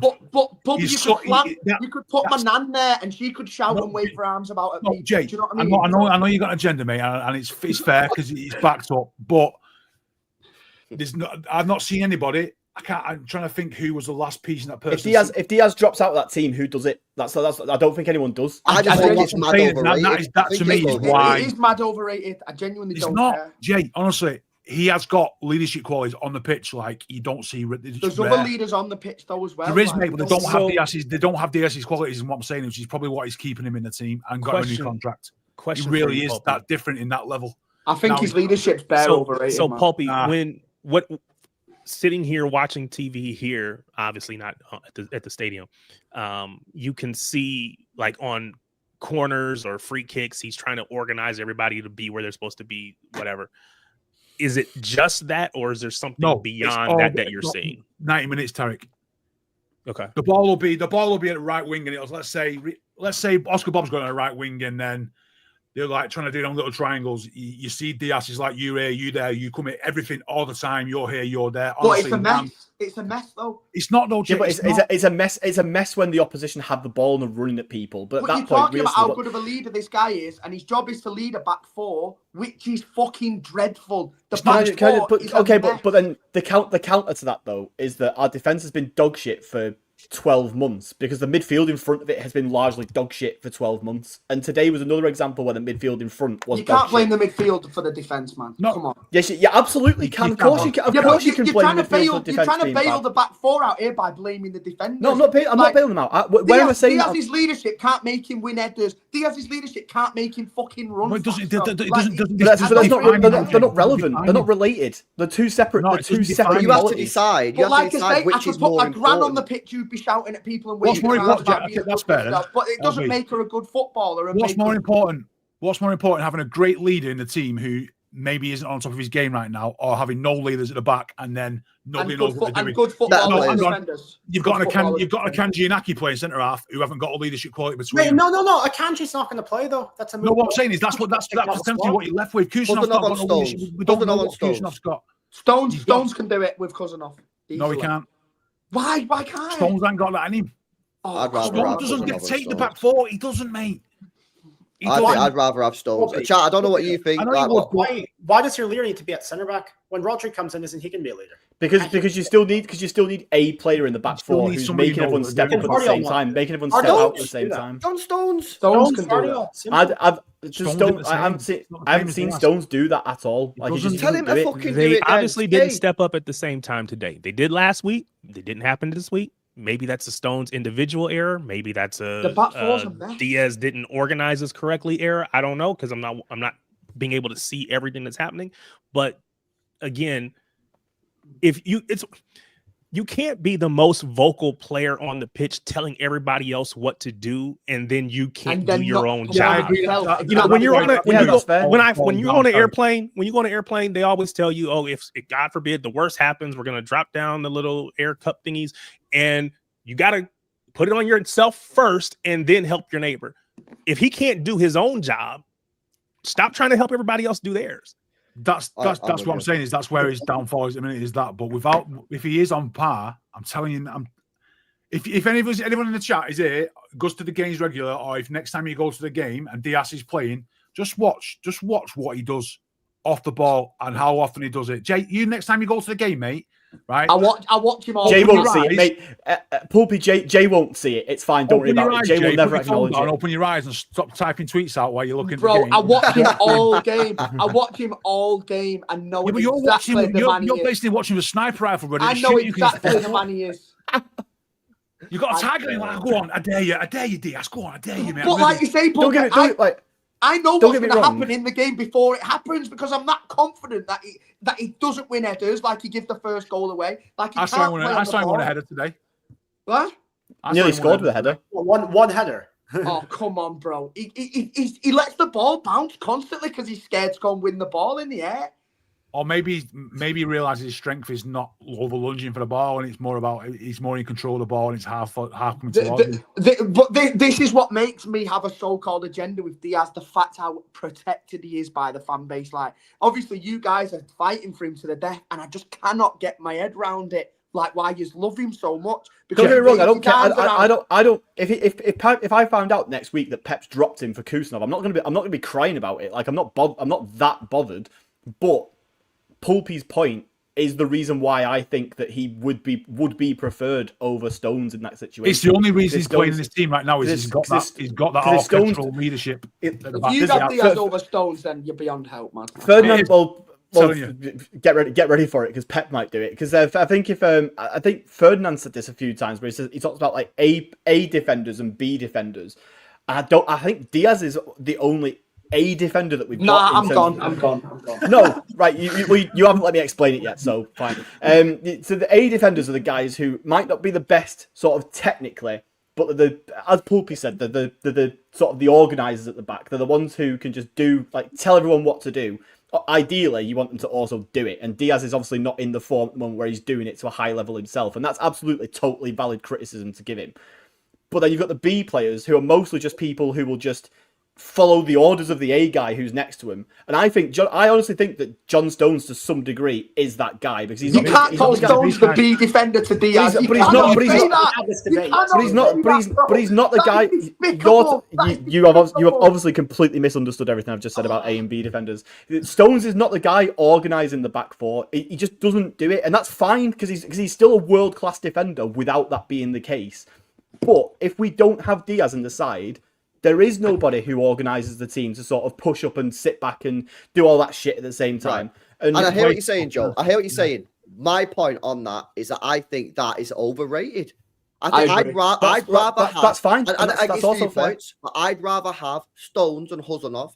Maybe don't have that leader guy, but have two players who are better at defending than Diaz. That's my opinion. Now, if you value, and I've said that for time, if you value his leadership, fairs. But when the guy's sprinting after a striker and he can't catch him up because he's slow, leadership's not doing anything. When the guy's not winning headers in the box, leadership's not. That's just my opinion. So my view is that I drop Diaz in the next game. I play Huzanov and Stones and run with that. But if you drop Stones and plays Huzanov, whatever. But Huzanov has to play in this team. We cannot play this high line without Huzanov, because simple balls over the top. Last week, right? We kind of got lucky, but at the same time, it was good, right? Because we caught them offside because our defensive line was magnificent, right? But today, we didn't get away with it. The ball went in behind. We didn't catch them offside because Diaz was playing them onside. And they're in behind our defence. And then no one can catch them up because no one's quick. This Rico's quick. So again, you're playing the slowest right back out of Rico and Nunes. He's slow. Yeah, Diaz is slow. No one can catch him up. So you've got to play Huzanov for me. If you're going to drop Stones, drop Stones. If you're going to drop Diaz, drop Diaz. I'd drop Diaz, I'd play Stones and him, play Gvardiol left back, and then you probably got to play Nunes right back, man. Yeah, that's how I'd run it. But whatever you say, Huzanov has to play. Yeah, and like I say, look, if Diaz is the guy who drops out, I'm not that married to the idea that his leadership is so fundamental to how we play football that he must start. I don't believe. I'm not saying Joe, but I'm saying that's what's keeping him in the team. But that's what, yeah, Really as Pub said, that's why he is starting, whether we like it or not, and that's just a fact, and that's why I probably expect that it'll be Stones who drops out before him. There's a lot of people talking in the chat about leadership and stuff. If you're genuinely sitting there saying that you don't value somebody's leadership, then you've not watched anything to do with City for the last 15 years. Because we've always I don't value the leadership. No, you don't value a Vincent Kompany. You don't value them. Vincent Kompany was quick. So Vincent Kompany could. He was producing on the pitch. It doesn't matter about individual ability. It's about leadership and having someone on the pitch who's a leader. No, Pulpy, that's not fair. It's not, because you're isolating, right, the leadership qualities. I accept that Ruben Diaz has leadership qualities. My problem with him, is that what he doesn't have doesn't outweigh his leadership qualities. Vincent Kompany had leadership qualities, but he could win a fucking header. He could win a tackle, and he was rapid as well. He's pretty quick for a centre-back. That's the point. I accept that he has got leadership qualities, Ruben Diaz. My point is, if you're not playing him with and I'm not saying you have to drop him, Paul, because I just said if you want to drop Stones, drop Stones. But you've got to play him with someone that's quick. Because if you play him with Stones, soon as the ball goes behind the defence, you're finished. Done. I'm just reiterating the point about leaders. You need to have leaders on the pitch, because when you don't have them, you're looking around. How many times last season we could see the goal and our heads went down? That will be the case every time. You don't have leaders. But you're acting like Diaz was never on the pitch during that. I'm just saying people are so. It was worse when he wasn't on the pitch last season. When Diaz came back last season, the defense was still shit, but it improved a little bit compared to beforehand. I think that's like. I think if he wants to lead, make him fucking assistant manager, and he can do it from the sideline. Because I don't see the point in it being on the pitch. If you imagine you being told what to do by a guy who makes massive errors every single game, I'd be like, you sort your own fucking game out before you start telling me what to Kyle do. Walker syndrome. Do you know what I mean? Like, why are you in the position to lead me when you can't even do your own fucking job? Do you know what I mean? Like, why would you listen to a guy like that? That's why I don't rate a leadership coming from Diaz, because he's got to sort his own shit out first. If Diaz didn't have a high-profile girlfriend and worked in magazines, Jay, would you be that bothered about it? I've been saying it since before he was with Maya. Ask LB, man. I've been on this train for a few years now. It's been 2 years since the treble, yeah. Let me go to some more of these chats, man. I smashed these likes up as well, boys. If you've not done so already. Big up to Farhad, says players failed Pep or Pep got it wrong. Thoughts? Well, you know, we spoke about this a lot already on the show, bro. I'm saying Pep got it wrong, bro, to be honest with you, but there is a little bit of a split on it. Big up for the super chat, bro. Big up to Toby, says Haaland needs competition to know he can be dropped, says Toby. Well, play the false nine system like we did last year towards the end of the season, when actually we played some of our best football. That's a potential option for you. Big up James, man, for the membership. Appreciate it, brother. Big up to you, mate. Big up to MD, says adapt and learn how to win. Again, that's the style, says MD. Adapt and learn, says MD. Big up to Alan. He says, free my boy AK-45. His speed is too integral. There you go. You've just heard the conversation on that. I agree with you, mate. I dare Pep to use Omar as a touchline winger again, says Mane. Yeah, not ideal. Nick says, Marmoush had 13 assists in half a year before we bought him. Where the fuck did his creativity go? Well, how many of them were from set pieces as well? Have you seen him take a corner since he's come to Manchester City, by the way? Yeah. Bro, it's mad. When I did the Remember the one against Forest? Yeah. Yeah, but bro, why is he not on all our set pieces? Especially when we can't beat the first man. Yeah. Even none of them could. I did when we was linked with this guy. That Reinders corner today pissed me off. No, but I don't understand it, right? Yeah, our set pieces are fucking disgrace. And I watch Arsenal's set pieces and they score off every single one. When we was linked with Marmoush, I did a Frankfurt watch along on a second channel, watching Marmoush. The guy was on every single set piece and all the corners. Every single set piece he took was magnificent. He whips it in, he beats the first man and he hits it with pace. And since he's come to City, he's hardly taken any. I've got Bernardo Silva try to swing one in and can't even beat the first man. Fucked, man. As soon as we got this new set piece coach, I thought, we're finally going to take some decent set pieces. You see that one today? I think the one you was on about then, Pulpit, that Reinders one. He ran over and I thought, what is that Reinders? He ran over and just drilled it in straight to and they were on a 2-on-1. Yeah. They ended up on a 2-on-1 on the halfway line. And that looks to me like Reinders looked across and thought, who the fuck's taking his free kick? I'll do it. Yeah, we need to improve our set pieces, man. They've been shit for fucking years. That Doku dribble though, cut back to Foden Glaze. Yeah, no, that was the one good thing he did when he come on. It was a good tackle. That it was a good bit of play from Doku. I can't lie. We should speak on Foden, by the way, because he was quite good when he came on. Yeah, let me finish these chats and then we can speak about Foden. Definitely. What a big game moment for their trophy this season. That's about Rodrigo. Before Flores hated on Rodrigo. He's been added to the list of Rodrigo haters. Big up to Matty, says Marmoush's chance was massive turning point in the game. These missed chances in big games are absolutely killing us, says Matty. 100% agree, man. When you're playing these big games, bro, you can't get away with that. You've got to put the ball in the back of the net. Facts, bro. Big up to BM, says we had all second half to score and win the game. How many chances did we have in that second half? They had more chances than us. It was fucking crazy, mate. Unbelievable. Big up Al, says our press from start to finish initially. Out pressed from start to finish. Yeah. No, it was a madness, bro. I can't lie. Big up Al, mate. Big up Toby says if we don't get Rodrigo, Doku, Savio left wing, Cherky, Foden, and Bob can battle it out for the 10 and right wing positions. Harden v Marmoush for striker or Marmoush is a 10. Bro, I've been saying it. Savio is a left winger. And when he goes to Spurs and he starts cooking on the left wing and everyone goes, oh, you didn't want Savio at the football club, LB. You wanted Rodrigo. No. I'm happy to keep Savio if he plays left wing. Pep, don't play him left wing. He plays him on the right wing, bro. He'll cook at Spurs on that left wing, bro. I'm telling you now, whipping 100%. Balls in for fucking pigeon. Says Haaland needs competition to know he can be dropped, says Toby. Facts. Amar says, I go to every game. He does sweet fuck all. I think that's about Haaland. And Matty. Oh, was that about Diaz? Yeah. Fairs. Yeah, it's about Diaz. And big up to Matty as well. It says, is the leadership in the room with us? The idea defenders don't speak to each other unless Diaz is there is laughable. And I like Diaz, says Matty. There we go. Okay, very split opinion on the Diaz situation. It is interesting. Go on then, Danny. You want to speak about Foden? What are you saying? I thought he was excellent when he came on. We've had doubts about his fitness, but I think today is like the start of we need to start pushing his minutes a bit more. Because again, did you see? Oh, sorry. Go on. Oh no, I was gonna say he seemed to be limping after that shot in the block by Van de Ven. So I think they said he had an ankle issue before. So I'm wondering if that is like a he limped for about a minute, didn't he? And then but then he looked fine after that. I think he seemed all right in himself after that initial limp. But you wouldn't, you'd probably be thinking that maybe after the game he might have something to.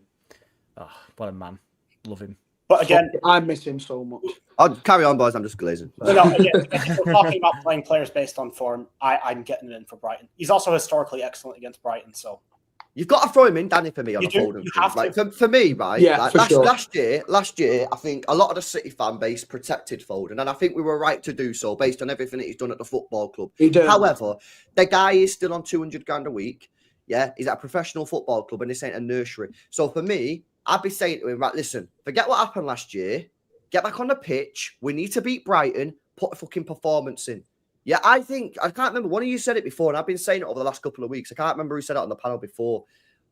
However we do this year, if we're going to win the league or whatever, or win trophies, I don't think it's going to be the Cherkies. Yeah, I think it's going to be the Bernardos. I think it's going to be the Rodris. I think it's going to be the Haalands, the Foden, the Ruben Diaz's, these players. Because we need, our elite players that have been there and done it to step up. Yeah, we can't be relying on a 21-year-old Cherky to win us the Premier League. Or Reindon is in his first year. We need these elite level players that have won us titles before that all took a drop last year. Yeah, and we've cooked them, we've protected them, whatever. But this is a brand new season, and for me, there's no more protection now. You've had your year off. Yeah, we fucked it last year. It is what it is. Let's forget about that. This season's a new season. I'd be throwing Foden back in there for Brighton, and I said, mate, we need a fucking win, and you need a big performance here. Yeah, you've been rinsed in the media. Igal's fucking tweeting about Foden again. Yeah, go and fucking cook. Yeah, how long do you wait before, like, you can't just... Bro, the guy's 24, isn't he? Like, come on, it's his seventh season. He looked good in the Club World Cup as well, I thought. He was one of our brightest sparks there. Throw him in, man. Yeah, he's got to come in. Got to. Yeah. I mean, we're talking about A players and B players. He's a total A player for me. Again, I always harken back to when we were in that shit run in 23-24. I said he should be in the captaincy group because he was the only one who looked like he was really caring. And he's one of the only ones that actively wants to get on the ball as well, Danny. Absolutely. We were talking before about how people go hiding when the chips are down and people that don't want to get... Foden always wants to get on the ball, whether he's under pressure or not. And he needs to come back into the team, man. He's got to do it to build his confidence up as well, and to get him back to the levels that we all want him at. We need him in the team, man. Who's dropping out, Jay?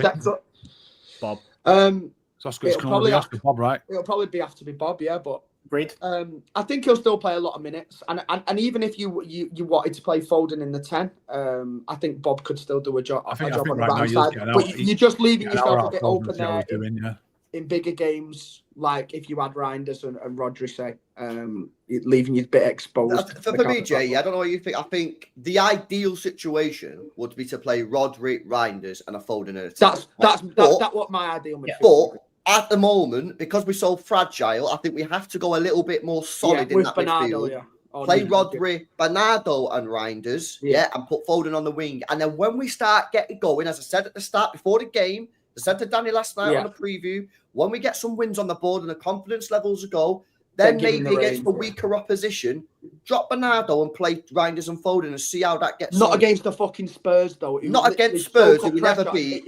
Exactly, and that's why I had a problem with the way we're set up. But yeah, that's what I'd add. I think you just take Bob out for now. Yeah, because let's be honest. Yeah, if this Rodrigo deal's going to get done, it's probably going to be done by. I don't know if he's going to be available actually, but probably going to be done soon, isn't it? You know, how long would you? This can't be dragged on, mate. Yeah. So that's the way I go. But yeah, Foden getting back in. Who else? Was anyone else? Anyone wanted to speak on? Just going to bring up the team, see who else played. No, I don't think there's much else to speak on, is there really? Obviously, I think another player who's maybe been done a bit dirty today by the sort of the way we set up was probably Rico Lewis. Like, I know that he had like a lot of, I know he wasn't good, obviously, like, but I think a large part of that is because he's a guy who's at his best and was at his best last week as well, when he's sort of basically invited to spend most of his time in the opposition half and get further up the pitch and stuff, and ultimately is a player who ends up leaving that space at right back kind of open. Now, why you would set up like that against a team like Spurs, who've got pace on the counter, player for those smaller teams, isn't it? Why you would set up with like that, or at least if you're going to play him, tell him to continue to do that against Spurs. And not just have him, not just say to him, just sit back this time and just sort of do a bit more traditional fullback stuff is beyond me, because he ended up just basically, the reason why he was caught out of position so many times throughout the game is because Spurs just had to just play one pass. I think there was one point in particular, I think it was shortly after Bernardo came on, where we were on the right-hand side and Bob had just had the ball.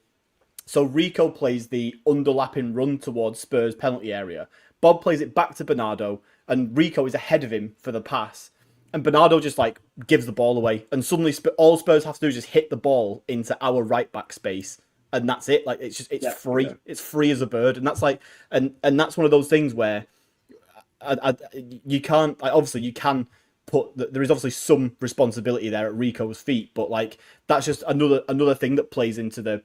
Pep just really got this wrong today. It's his defensive awareness for me as well, though, Joe. Do you know, like that first goal? Obviously, I've gone back and watched this in like slow motion, stuff like that. Rico Lewis has got a good 5-10 yard head start on Brennan Johnson there, but his defensive awareness and not even thinking or looking over his shoulder to think that somebody could be making to that run to the back post, and it happens time and time again. It happened every time he played there last season against good wingers.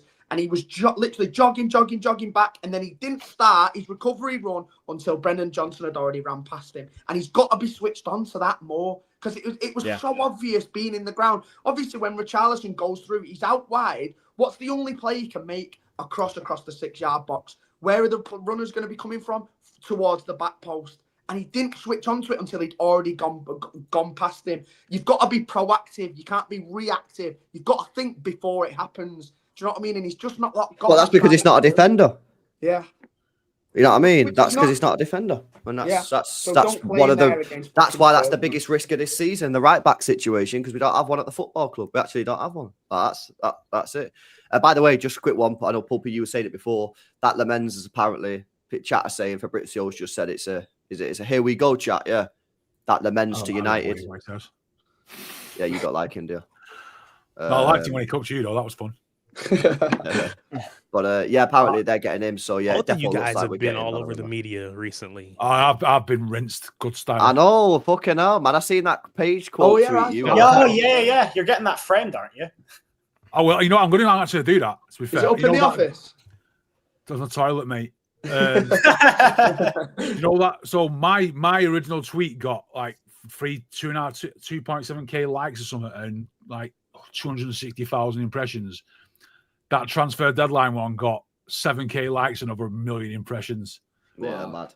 I got once people found out I was getting tagged in all, people like, oh mate, I've had some abuse, but a lot of people agree with it. Oh yeah, there will be. Well, actually, you know what you said about the players that played today? Yeah. Right. Obviously, there was players that didn't even in the squad. Are we? I've not seen the squad. But I know Gundogan and Akanji weren't anywhere near it, so I was assuming they're done. Yeah, they're gone, aren't they? Yeah. Galatasaray are going to go for Akanji, and then Gundo will probably just go wherever he wants. Like, City are not going to stand in his way. But yeah, I think they're both gone. They're both in the Tribune, man. So that's 3 out, and then we need obviously Calvin Phillips to go. That's 4 out. Who else is after them 4? No one. That's it, innit? That's everyone. Then you get rid of Ederson. You bring in Donnarumma. What's going on with Ortega? Our keeper's got to go. Our keepers have got to go. And it's going to be Ortega's got to go. Ortega will get a move somewhere. That's but 6 no going. for him. That's 6 going in a week. Well, we better hurry up. Yeah. Well, so we're saying 6 are going out in a week. Yeah. And 2 coming in if we get. If of all those 6 that are going, which is the most likely one to stay? Because I think one will stay. Probably Gundo. I think the one that'll stay will be Gundogan. Agreed. Do we have enough room in the squad for him? Yeah. Yeah. We do. Yeah, probably. But I think that's what's probably going to happen. And then I reckon this Savio thing is happening. I reckon we're getting Rodrigo, mate.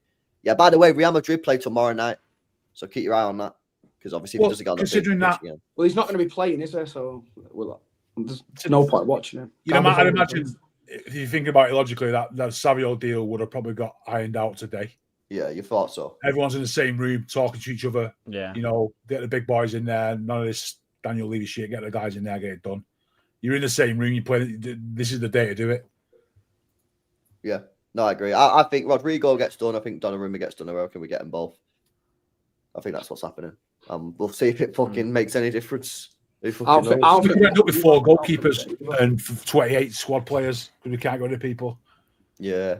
Well, Pep's still talking about fucking wanting like a 22, 23 man squad, and now like the size of the squad at the moment is unsustainable and stuff. And it's like fucking hell. Like, well, we've done a pretty piss poor job of trimming the squad down, haven't we?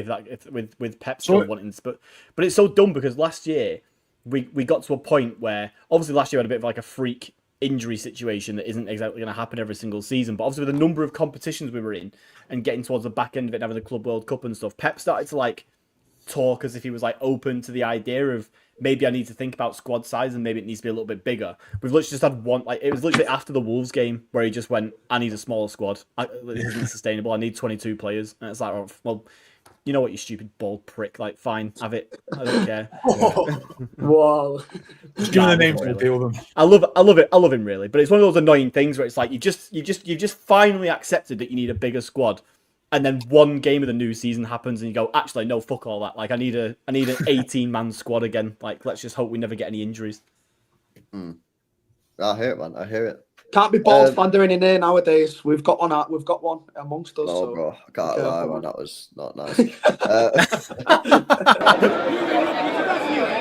Whatever the British and the government's got against us, it must be serious because they've tried everything apart from shoot us.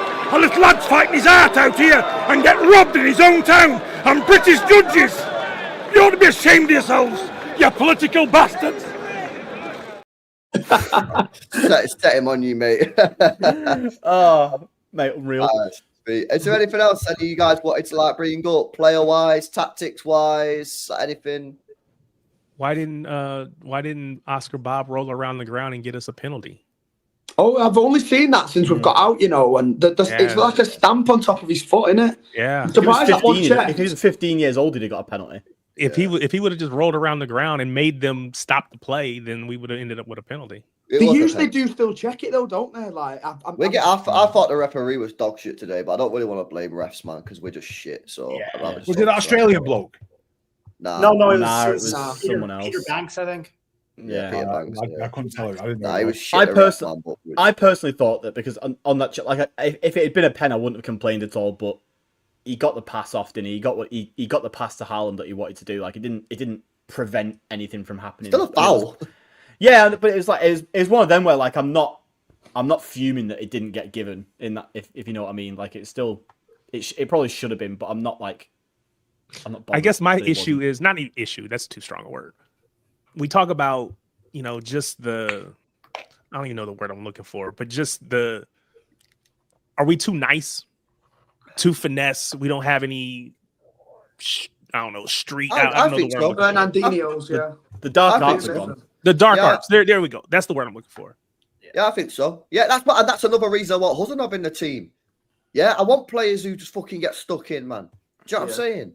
Yeah, so probably, we are probably a bit I need to see a Kusanov elbow on someone at some point. Man. Danny Welbeck, you are getting it next week. What a perfect player to do it on next week. Bro, I was going to put a tweet out before, putting a picture of Huzanov and get this guy in the team. I put Google Images, Huzanov. First picture of Huzanov come up, him in a fucking Lens shirt with fucking blood all over his face. And I thought, fucking come on, man. That's what I'm talking about. Yeah, this is what I'm talking about. Yeah, he's a fucking guy in a team, man. Your Zabalettas, your Vinny Companies, your Fernandinho's. Type in Ruben Diaz and he'd be sat on top of a Lamborghini. Oh, get out of town. His shirt, mate. Do you know what I mean? That's the difference. That's the difference. Levels. Get him in, man. Need to get him in.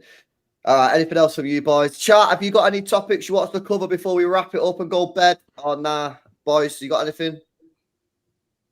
No, I'm tired, man. Fucking exhausted. No, chat, have you got anything? Pulper, you normally come in here with one. Do you want something? Who's your favourite 90s footballer? Yeah, mate, I am goosed. I've been up at 4:45 for 7 days and also in the gym, mate. I'm fucked, honestly. So you're not got it's been a long day, man. That is part of it too. Just the early morning kickoff. I know Liverpool used to always complain. Do we think is that a big deal? Nah. Again, we're just looking for excuses here, man. We're just shitting it. That's just it. And we're at home. Away, maybe, but we're at home. Like they've come up from London, man. Like, we should be fucking cooking.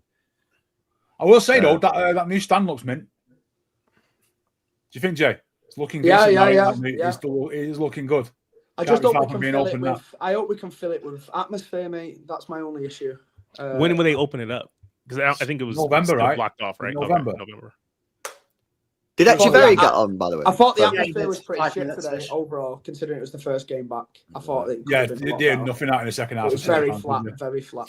Second half was all Spurs fans. And just to mention this as well, a load of fans were stuck outside the ground as well because whatever they brought in on the new turnstiles and the new tickets and why they've got a fanny about making these changes just to stop people from coming in and filling the seats. Like, they'd rather have empty seats in there than someone be able to, like, transfer a ticket to a family member or a friend. Mm-hmm. And then you had maybe thousands of people stood outside the ground up until the 25th, 30th minute, still trying to get in because the system doesn't. They showed this. They must have had a helicopter above the ground and they showed all the fans It's outside. A disgrace. And why they felt the need to do that and like put at risk people even being in there. No wonder the atmosphere was flat because they can't get shit like this right again as a club. And yeah, it's not good enough, man. So L to the club for that today as well. There's probably no chance this guy's going to see this, but there was a and I think it's Asian Canadian. How are you going to pronounce that? Is what sort of an ethnic background that is? But Canadian, where he was, he come from Quebec, all the way from Quebec from his first game to watch City, all the way over, and he was buzzing when Phil Foden got on the pitch. He's his favourite player. It was just a normal bloke. He was a proper tourist, mate, but he was like proper asking questions of genuine City fans, and fair play to the guy.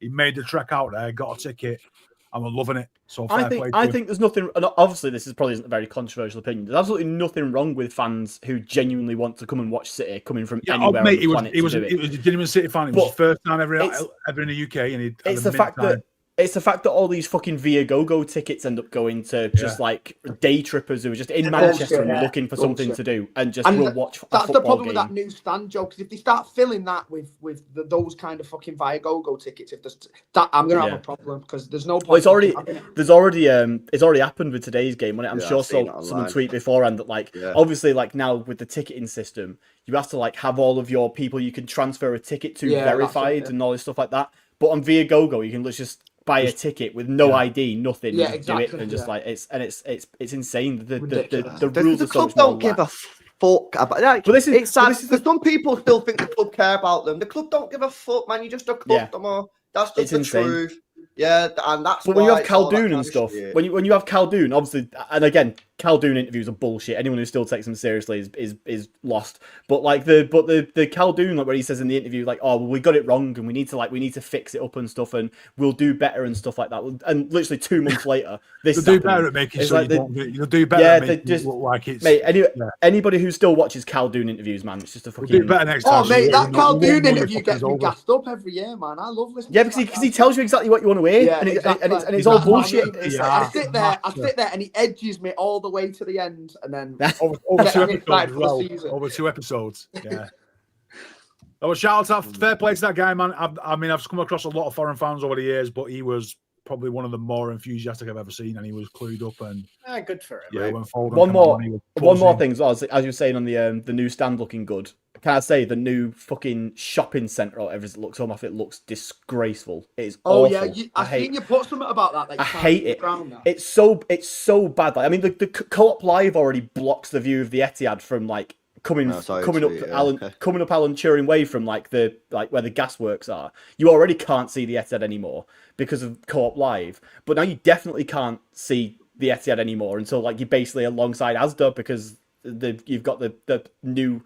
Is it the hotel bit or the shopping centre bit, whatever it is that's going there? Hotel, it just looks like a building now, like a stadium. The stadium is gonna just look like it's just only looks like a stadium from a helicopter view now, doesn't it? Yeah, there's more money for the club. So stop telling us that we're entitled when we're asking for more signings in the summer and that, because that's what it's all about. Exactly, yeah. You can't fucking have it both ways. The more money the club generates and the more money the fucking club rinses fans from tickets, merch, City Plus, that then sell the fucking rights to fucking Netflix, which was fucking hilarious. Yeah, we can fucking demand more signings, man. That's what it's about. Anyway, bring the NBA games over there, right? Yeah, I think they are actually. Yeah, they are. Yeah, let me do these chats and we'll get out of here, boys. Do it. Floor says, do you guys feel like the team lacked experience? No, not really. There's enough experience. We already had the Diaz debate, so no, I don't think so. Yeah, I don't think that was the reason we lost. I think the reason we lost is because the midfield was the wrong midfield. Simple as. Yeah. Big up nice guy says ESPN panel about to go crazy about how bad we are if Marmoush scores those chances. It's a different game. Rodrigo on the left with space, G and A. I know, man. I know. Big up, bro. See what happens, man. This is going to be a busy week, man. Today walking around with the ESPN thing, and I was about to shout to him like, "You fucking knob! I know what you're up to." Yeah. That's bad. Yeah, stay tuned, guys. This week, man, it's going to be a big week with all the transfer news. Let's see what happens with Ederson, Donnarumma, Savio, and Rodrigo. We might have 4 here we goes on that one. So make sure you guys are subs up to the channel. Make sure you guys are subscribed as well if you're new. But yeah, man, it's going to be crazy. It's going to be a big, big week. And obviously, we've got Brighton next week before the international break. So that's a massive, massive game. We cannot afford to lose that. We've got Champions League draw. Facts. Champions League draws on Thursday. I'm going to do that on Thursday. If any of the boys are about, feel free to jump on the straw stream. But yeah, make sure you guys are following as well. City Ramble, link in the description. Shades of Blue podcast, link in the description. And J Talk Sport, all these guys' links are in the description. Danny and Pulpit are on Twitter. So make sure you guys are following them at Pulpit and Rod Relicious, man. But you're going to be working nights this week, LB? You what? You're going to be working nights this week? Nights? Why would I be working nights? With the amount of transfers going on in this club, mate, you are going to be working 16 hours. Sleepless nights, mate. Probably going to be a busy week, man, especially with the Champions League draw, man, as well. That casualty theme's going to get some fucking play out of you this week. Yeah, I know. We'll see what happens, man. No, we know LB. Martin will go live and LB will schedule a stream for 30 minutes after. That's what he always But he always does. Yeah, it's just the way the game goes, boys.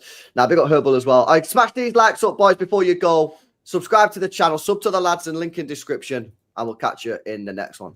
Peace out. Peace. Ahora sí va en serio. Ahora seguro. Tic-tac, tic-tac, tic-tac. Empezamos. It's just good to finally get it, sorted out in the league. He called you a nonce up there today. Reaction to that? Well, at the end of the day, Bo, look, he's 21 years old, yeah? And if I was to actually crack on with the kid, I could do, Bo. You get me? Because he's of age, Bo, so there's no nonce about it. Can you spit some bars about